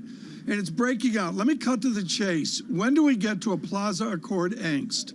On a log chart, you look at the length of the arrow off the trough of the 70s up to the Plaza Accord, and then you drag the same arrow over, and it tells you where the angst clicks in. We are 12% stronger dollar from a Plaza Accord equivalent, looking at a 40-year trend. So that's the mathematics. But the answer is all of a sudden, Danny, through all the surveillance, second half of 2022, we have to look at currency. And Tom, we're minutes away from the start of surveillance. When you look across your guest lineup, who are you most excited to talk to today? Well, there's any number of people that we want to talk to. We've been, I think Amrita Sen on oil is going to be really fundamental for us with Brent crude 112 down from a 124 level. Tom Keene, thank you so much. And before we get there, let's look at what we're looking ahead to today. I'm keeping an eye, of course, on U.S. data. We do have factory orders coming up at 10 o'clock. As to durable goods orders, and Danny, as we talk about recession fears, where the consumer is, where demand is, this is really important. It certainly is. And look, because the data has been so volatile and because the Fed has said that they are continuing to be data dependent, we're all looking for signs of recession to see if it could cause the Fed to pause. I personally think that that might be unrealistic given that they want to bring demand down in line with supply. So demand weakening would be a feature, not necessarily a bug of what we're seeing them do. Katie, though, I personally am looking at what's going to happen with China when it comes to tariff developments and the U.S. We learned that overnight Janet Yellen and Li He held a call. They talked about tariffs. They talked about sanctions. It started out with some excitement. There were some reports that we could see a lifting of Trump-era tariffs, but that excitement quickly faded. Barclays saying it would only take away about 0.3% of inflation. Of course, part of the reason that that sentiment faded has to be with what's happening in bonds, Katie. Absolutely. I mean, we'll see if Barclays is right, and if we do get a rollback, what it actually means for inflation, whether it's de minimis. But really interesting to see the price action in bonds. We do see yields a little bit higher today, but of course that's after a huge rally last week when it came for treasuries and global bonds as well. Again, seems like that rally is taking a little bit of a breather today, but when we talk about recession fears, that is front and center when it comes to the bond market. And of course, front and center with the euro, we must make the point, euro trading at a 102 handle, just under 103, its weakest level since 2002. That conversation will continue as Bloomberg Surveillance continues. This is Bloomberg.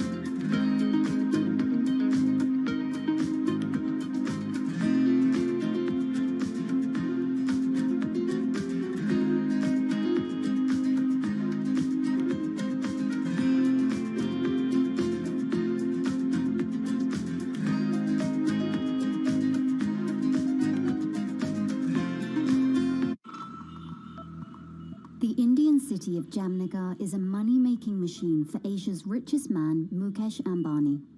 His company Reliance has the world's biggest oil refinery complex here in the city. Jamnagar is also where Ambani is making his newest bet, a $10 billion investment in green energy. His ambition is closely aligned with the Indian government's plan to reach net zero emissions by 2070. But Ambani is not alone.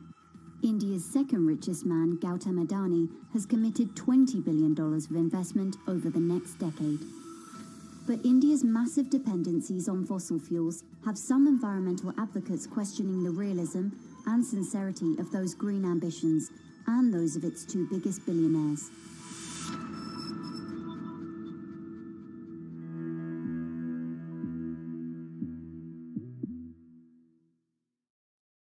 Front Row, exclusive interviews with the most influential figures in finance. Lloyd Blankfein. Deflation is a terrible thing. Inflation you could tolerate. Kathy Wood. Tesla will be in the pole position to dominate. Jeremy Grantham. We've had a very, very abnormal honeymoon Goldilocks period. First available on the Bloomberg Terminal, then on Bloomberg Television and Bloomberg.com. Front Row, the best seats in the house for business's greatest minds.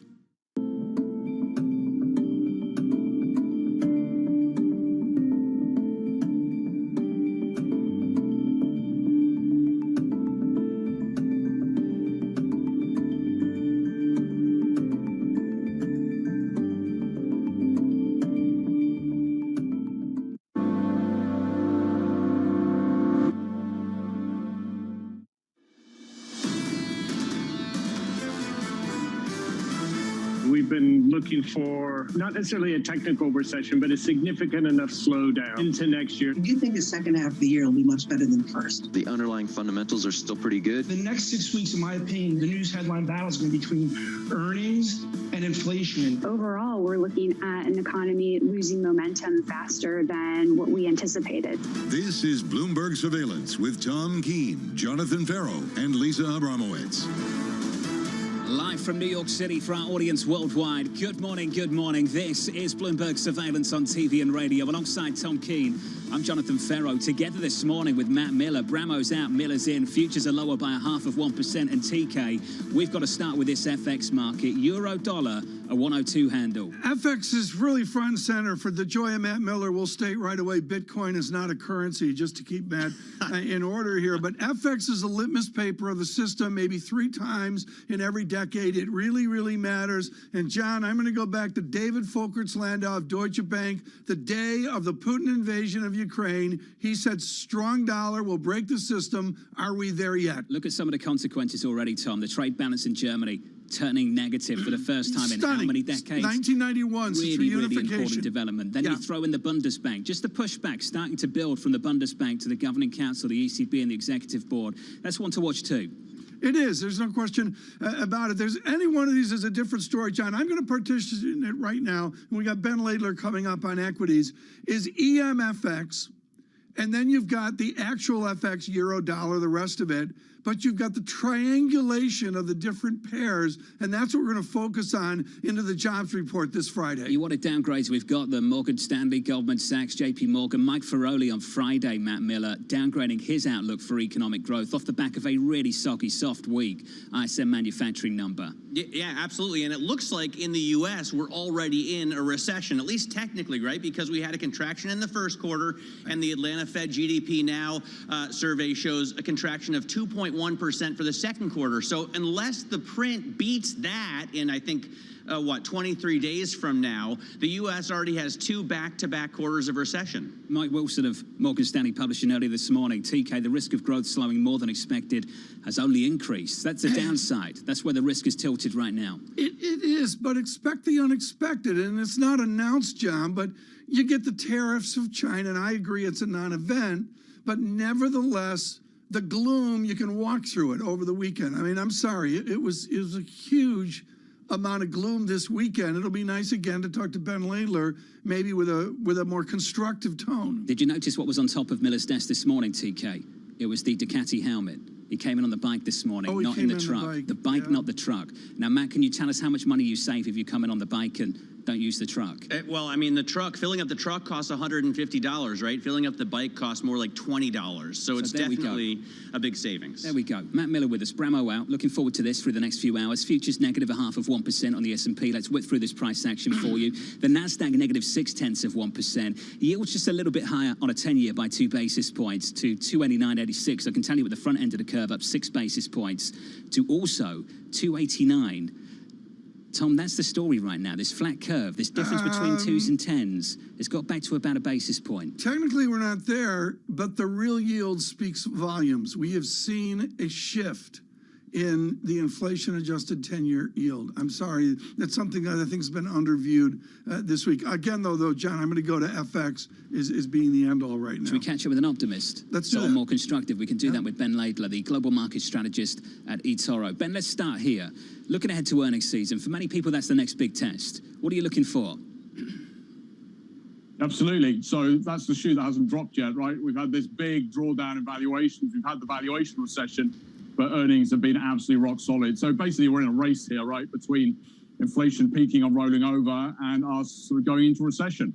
And if earnings can continue to sort of hold, then we sort of dodge that bullet and we set ourselves up for a stronger second half. If earnings crack, then that's the ingredient for potentially another leg down. Now, for what it's worth, I think expectations are already pretty low. We're looking for negative earnings growth. If you strip out the energy sector, expectations have been falling. Companies have been pretty good so far, right? And holding on to that sort of top line growth, which has obviously been helped by inflation, right? And managing to pass through the costs to you and I, and keeping their margins, frankly, pretty close to all-time highs. Ben, this is the heart of the matter to me. Okay, so I get lousy real GDP growth, but I still have a pretty good inflation level, which I believe is a pretty good animal spirit and nominal GDP. Is that the script for the second half? It's all about inflation, right? I think we're pretty close to peak inflation. If we get a little bit of relief there, that lets the Fed to sort of take half a step back. And I think this sort of recession freight train, which has sort of been picking up speed, I think takes a sort of step back, and I think gives room for both valuations to rise, which are now at 20-year averages, and some of this sort of relief of earnings expectations a little bit, at least in terms of the market. I mean, that's the sort of bullish narrative. But we do have to get through next week, which is, big inflation number and the start of Q2 earnings. The expectations is, I think, the key. Lisa Shallot was on this program last week saying analysts are in crazy town right now. They need to bring their estimates down. And then Michael Burry tweeted last week, we've done the valuation compression. Next up is margins. What do you expect? I mean, are we looking at a 50% drop in earnings the way we did in the great financial crisis, or is this just going to be 20? Well, 20 is your average, right? And I think this is going to be less than average. I think there's nothing inevitable about this recession, right? I mean, risks are clearly rising, but with corporates in good shape, with consumers in good shape, your technical point is well taken, but there's nothing inevitable about this recession. It's not going to be global. We saw the China PMI this morning. China's reopening, the second biggest economy in the world, and it's not going to be big. Right? This is a typical Fed-driven recession. We're not going to have those sort of 2007, 2008 multipliers of, over-levered housing, over-levered banks, which gave you that sort of 45% earnings drawdown. So, and again, remember, the S&P 500 is the cream of the crop. These are the people with the big balance sheets, with the global operations. They, if anybody can handle a slowdown or a mild recession, it's them. You are the king, Ben, of staying strong amid gloom. Compare the gloom level now to December of 2018 when you had the courage to go long in the market, one of the great calls of all time. What's the Laidler gloom meter look like right now? Well, this has been a lot more remorseless, right? We've been here for 6 months and nothing's worked, right? We've just closed out first quarter, or the first half and second quarter, where literally nothing worked. Maybe Chinese equities were up 2% and the dollar was up. Nothing else worked. And so I think people are very depressed. And that's one of the ingredients for this, for a potentially better second half, that we get some relief on inflation, that valuations are already adjusted, that corporates sort of hold strong. And, maybe there's a little bit of, I don't think corporates are completely immune here, but I don't think we're set up for an earnings collapse. And sentiment, Sentiment's terrible. So I think those are your four ingredients for a better second half. Just on the earnings front, Ben, can you walk me through where you are less constructive? The parts of this equity market that because of earnings you would avoid? Right, so I think right now we want to be in the market, but I'm not a lunatic, right? The risks are high, and so I think I want to be pretty defensive. So I'm in the things that the consumer staples, the utilities, the telcos, where I think the earnings risk is a lot lower. And the market's telling them semis is now the worst performing sector in the market. Autos is number 2. I mean, anything that's sensitive to the economy is just being taken out of the woodshed and destroyed right now. And I think that's where the risks, remain pretty high. The one pocket of the market that's held up, and it's energy. Year to date, that story is absolutely ripped. There is this kind of tension between the story Matt's talking about, recession, and what's happening in the energy market, and whether those two stories can actually coexist through this year. Ben, do you think they can? I do, actually. I mean, maybe not exactly at this price, but I think we're in a high, maybe not higher, high for longer energy environment. There's no investment. Drill rates are half what they were the last time oil prices were up at these levels. The curve's still backwardated. And the biggest demander of oil in the world is recovering and is not going into recession, which is China. So I still think it's a glass half full rather than half empty story at this point. Hey, Ben, thank you. Ben Lader there of eToro. TK, that final comment there, the fact that we've seen this stuff evolve in the energy sector for that industry, with the commodity, with China, locked down on and off over the last 2 years, that's amazing. Yeah, the global backdrop, John, is what it is 3% GDP. We may even see that marked down here a little bit, given the tale of China recovering and, of course, into those important political meetings of the year. But what I would do, John, to say, and this is really the first day, John, of the kickoff of the second half after the 3-day holiday in America. John, this is where the colonies won the war. That was the celebration. Can I clean something up? Oh, please. Growing up in the UK, you really don't care about this. So I'm very, very happy to wish my friends in America a happy 4th. You seem to be much more concerned about how we might feel about it, and we don't really care, Miller. I get it. It's the same as, when Michigan loses to Ohio State for 10 years in a row, we rub it in their faces. They don't care because they're an academic school. They have all of their surveys and indexes to fall back on, and we only have football. We can pretend I'm hurt by it if you want. It's so mean, Tom. It's so upsetting. Well, it's so upsetting. It's upset. I could barely keep up this weekend, John. I mean, between the focus on what kind of hot dogs to eat and the scandal of the ketchup. You were busy, eh? And mustard, and full disclosure, I'm told it's mustard and not ketchup. Mustard, it's not ketchup. Afterthought uses ketchup, which is Good Morning Zweigel's best hot dogs in the world. But John, the stresses out there were substantial.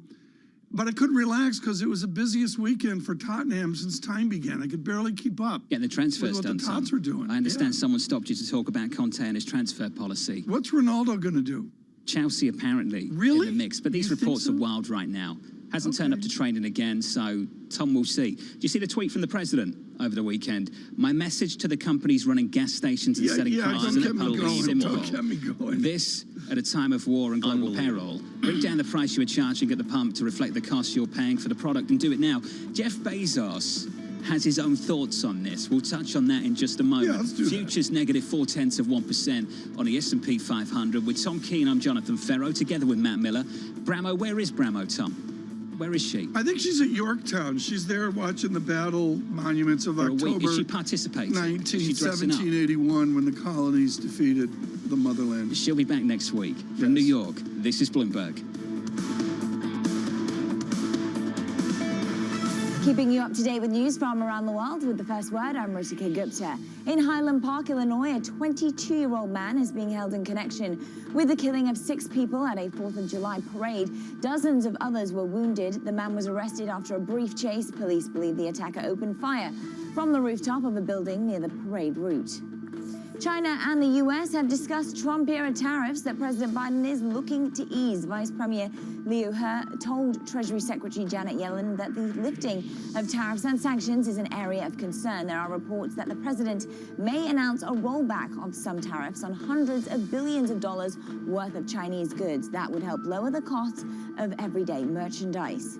And the new leader of Hong Kong is signaling a cautious approach towards the coronavirus. John Lee says the city must balance travel inconvenience with limiting the spread of COVID. He also warned that people in Hong Kong should only be allowed to go about their normal activities once it's certain they're not infected. They have been identified as not being infected. Citigroup warns that oil could collapse to $65 a barrel by the end of the year, and analysts say it could slump to $45 by the middle of 2023 if a recession hits. Citi's outlook is based on an absence of any intervention by the OPEC Plus cartel and a decline in oil investments. Brent crude is trading around $113 today. And Scandinavian airline SAS has filed for bankruptcy protection to deal with its debt burden for the second time in 2 years. The carrier has been in talks with its creditors to convert $1.9 billion of outstanding debt and hybrid notes into shares. SAS also plans to raise additional equity for about $1 billion. Global news 24 hours a day on air and on Bloomberg Quick Take, powered by more than 2,700 journalists and analysts in more than 120 countries. I'm Ritika Gupta. This is Bloomberg.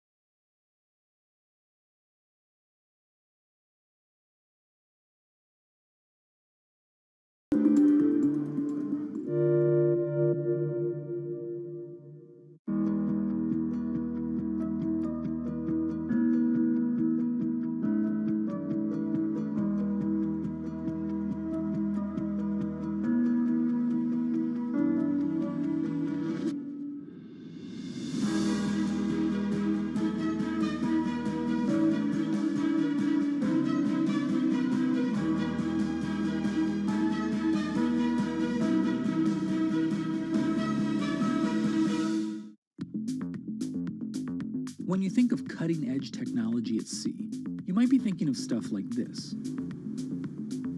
But there's an incoming revolution on the high seas that isn't quite as sexy, but could be significantly more impactful. Container shipping is the key component of global trade. About 80 or 90% of all the world's goods are transported at sea at some point. But there's a significant unseen cost to the modern era of global commerce. About 3% of all the world's CO2 emissions come from shipping. 3% may not sound like a lot, but that's roughly comparable to the entire CO2 output of Germany. Since reducing trade isn't a likely option, what about a technological improvement to help reduce the emissions from these well-stocked maritime behemoths?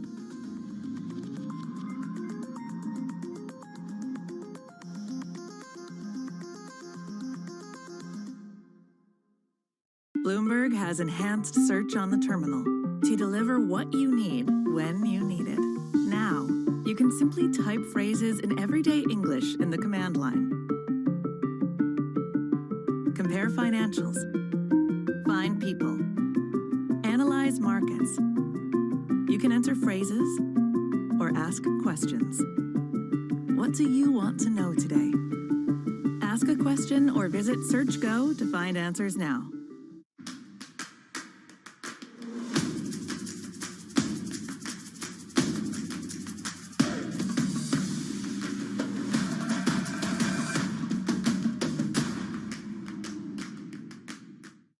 week, all eyes are on Sun Valley, where the titans of tech and media meet to talk business. And Bloomberg will make sure you're part of the action with live coverage and impactful interviews. It all starts Wednesday, July 6th, right here on Bloomberg.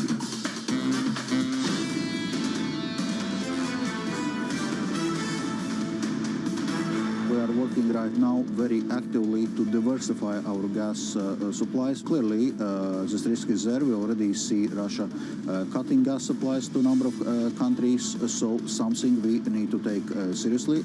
That was Valdis Dombrovskis there, the European Commissioner for Economy and Trade from New York City this morning. Good morning. Welcome back from a long weekend stateside and a happy 4th to those of you that haven't received that message from me already. From Tom Keene, Very good. Matt Miller.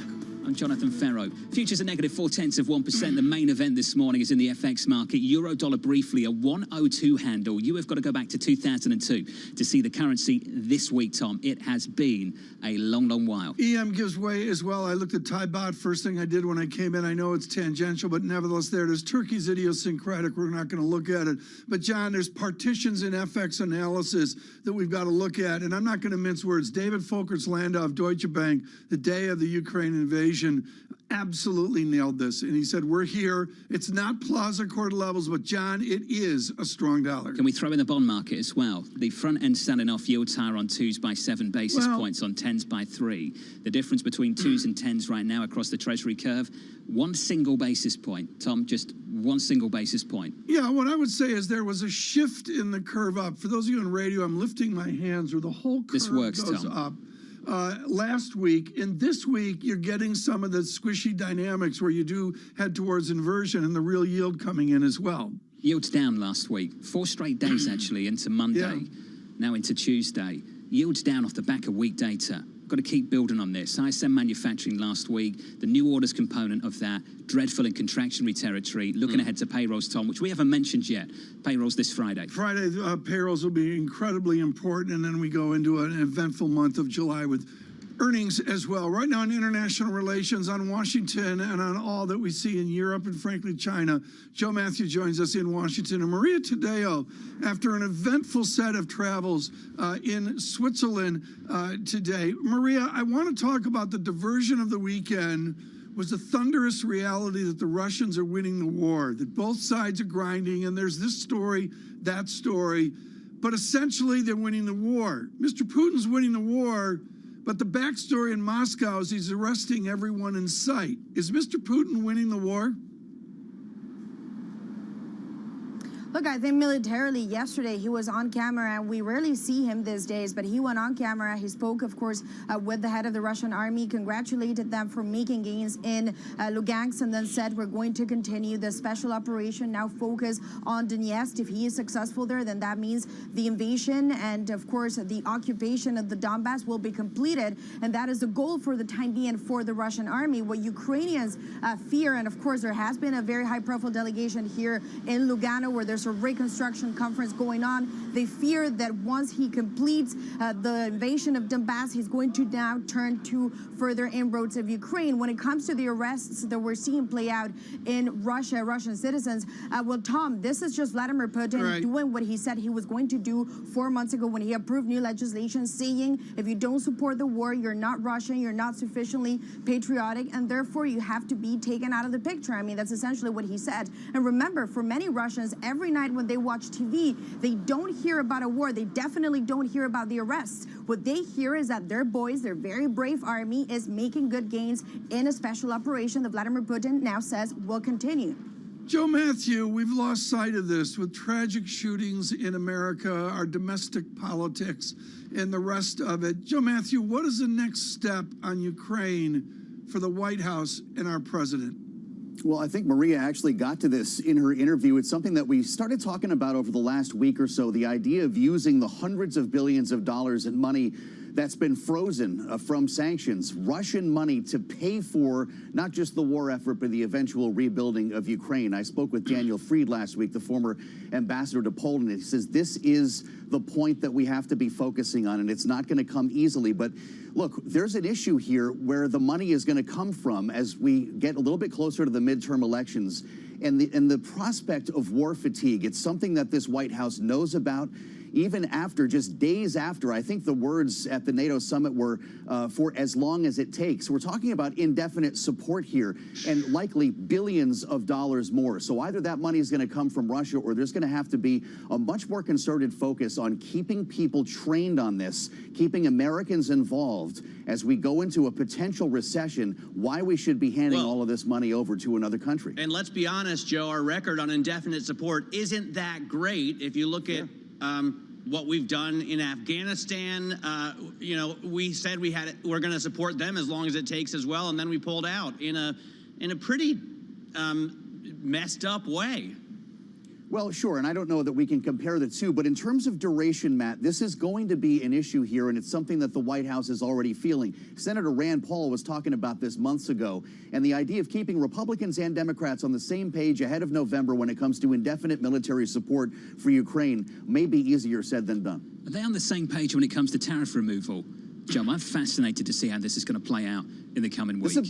This is a big story here. You're right. There is new urgency following this meeting with Janet Yellen and the vice premier of China. But no, the parties don't agree on this. Progressives want to see the tariffs stay, as a matter of fact. And Republicans are mixed on it. The fact is, though, there's an argument inside the administration. Just ask Catherine Tai, the U.S. trade representative, who doubts the impact of removing the tariffs while also losing leverage, some of the only leverage that Washington has over Beijing. The fact of the matter is, the Peterson Institute and Barclays both say that between 2 and 3/10 of a percentage point drop in U.S. prices here and U.S. inflation is what we would accomplish there. So the question becomes, Jonathan, the balance between loss of leverage and lowering prices. Joe Matthew of Bloomberg alongside Maria Tadeo. TK, I read a couple of stories on this, including Bloomberg's version of the prospect of this happening. I thought it was interesting that maybe they pull back some tariffs on Chinese goods, but double down the effort elsewhere when it comes to technology. Yes. You've got to find some balance here, Matt. This is so important. At the same time, you're accusing the Chinese Communist Party of genocide. That's what this administration is doing. At the same time that's happening, and DC's on the same page with this stuff. You're going to go forward potentially and remove tariffs. We've talked about how awkward that is, and you can pick your own word. But, Matt, that is incredibly awkward. Yeah, it is awkward, and it's not the only awkward situation we face, right? The president is likely to go to Saudi Arabia and meet with the pariah leader, MBS, and ask him to raise oil production. Not that they can do very much, rather than going down to Texas and assuring U.S. producers that they have his support there. In terms of the tariffs, I think this is a really interesting story because I expected it to be a lift to risk assets this morning, and it's not. We see big drops in Europe. We see big drops in futures, and the interesting point is that the tariffs are going to go both ways, right? I promised you that response from Jeff Bezos to the administration, to the president, Tom. Inflation is far too important a problem for the White House to keep making statements like this. It's either straight-ahead misdirection or a deep misunderstanding of basic market dynamics. TK, Jeff Bezos there on Twitter. Price Theory 101. We did a course with Professor Curry of the University of Chicago. I believe he's over at Goldman right now. We would love to catch up with Jeff whenever he's free. Futures negative 0.4% on the S&P from New York. This is Bloomberg.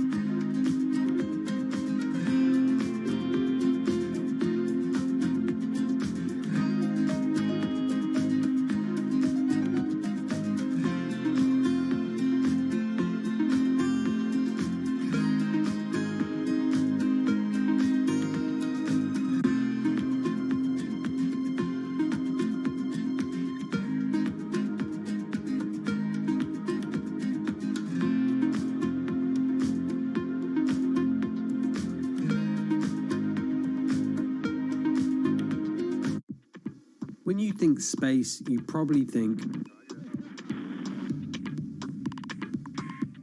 one space agency that travels under the radar is ESA, which is surprising considering what the European Space Agency has achieved and how vital it is to the global space industry. We've collaborated with pretty much everybody who is involved in space exploration. But ESA wants to be a leading force in furthering humanity's mission into space. Commander Ground, do you copy? Copy. If we want to have successful human missions to Mars, we are going to have to learn to live and work off-world in a different way. The place where we are going to learn to do that is on the moon. Can ESA help humanity take its next giant leap? Access the financial world on demand. Hear from leading economists, policymakers, and industry experts via live and on-demand webinars, only from Bloomberg. Start exploring to see what's moving the markets. Visit Bloomberg.com/webinars. Mercedes-Benz is on a path towards CO2 neutral mobility. So we have flicked the switch there, and really we're going to step by step electrify everything. And what does that mean? Combustion engines get electrified.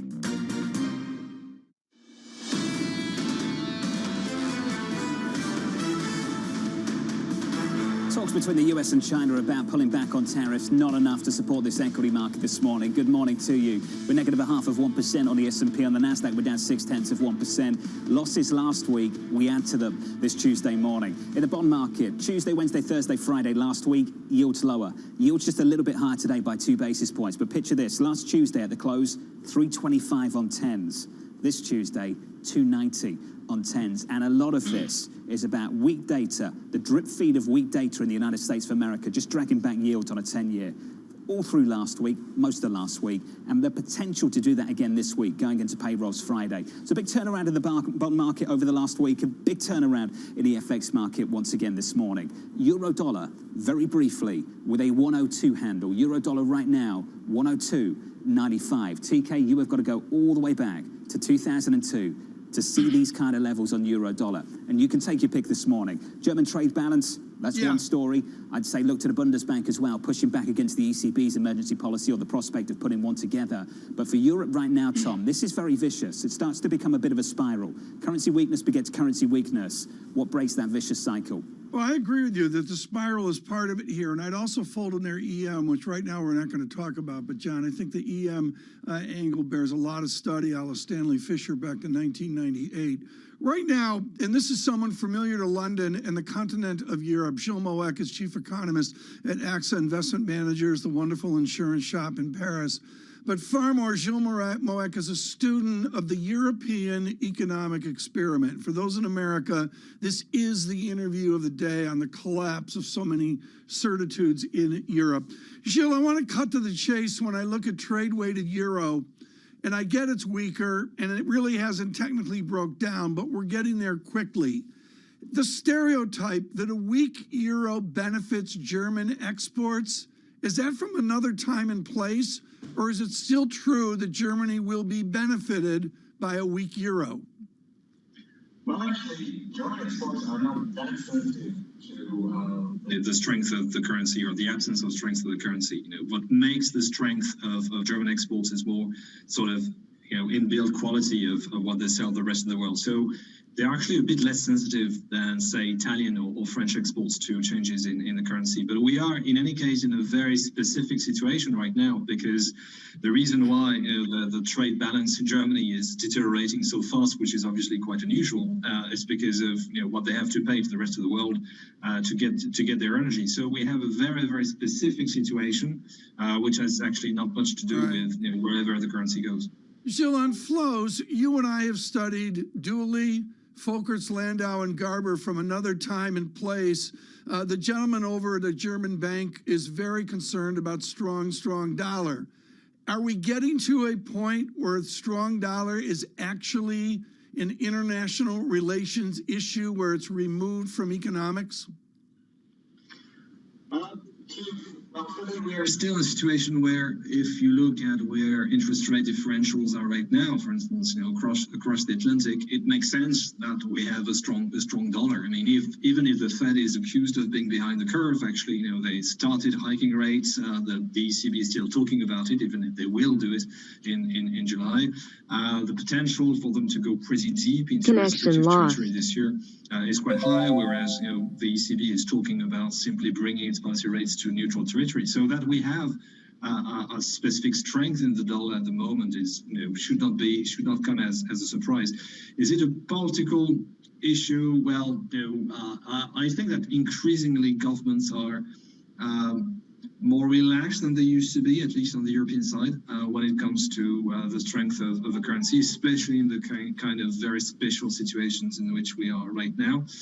So I would be surprised if it were to rank so high, actually, in the public debate, at least on this side of the pond, at least in Europe. Joe, we used to talk about a German trade surplus, the current account surplus of Europe being very supportive for the currency. That story's changed. To what extent do you think this has become a bit of a vicious cycle now, where you start to see a weaker currency beget a weaker currency, and this is one that's very, very hard to break? I just want to understand your thoughts in real time as we see a euro at 102.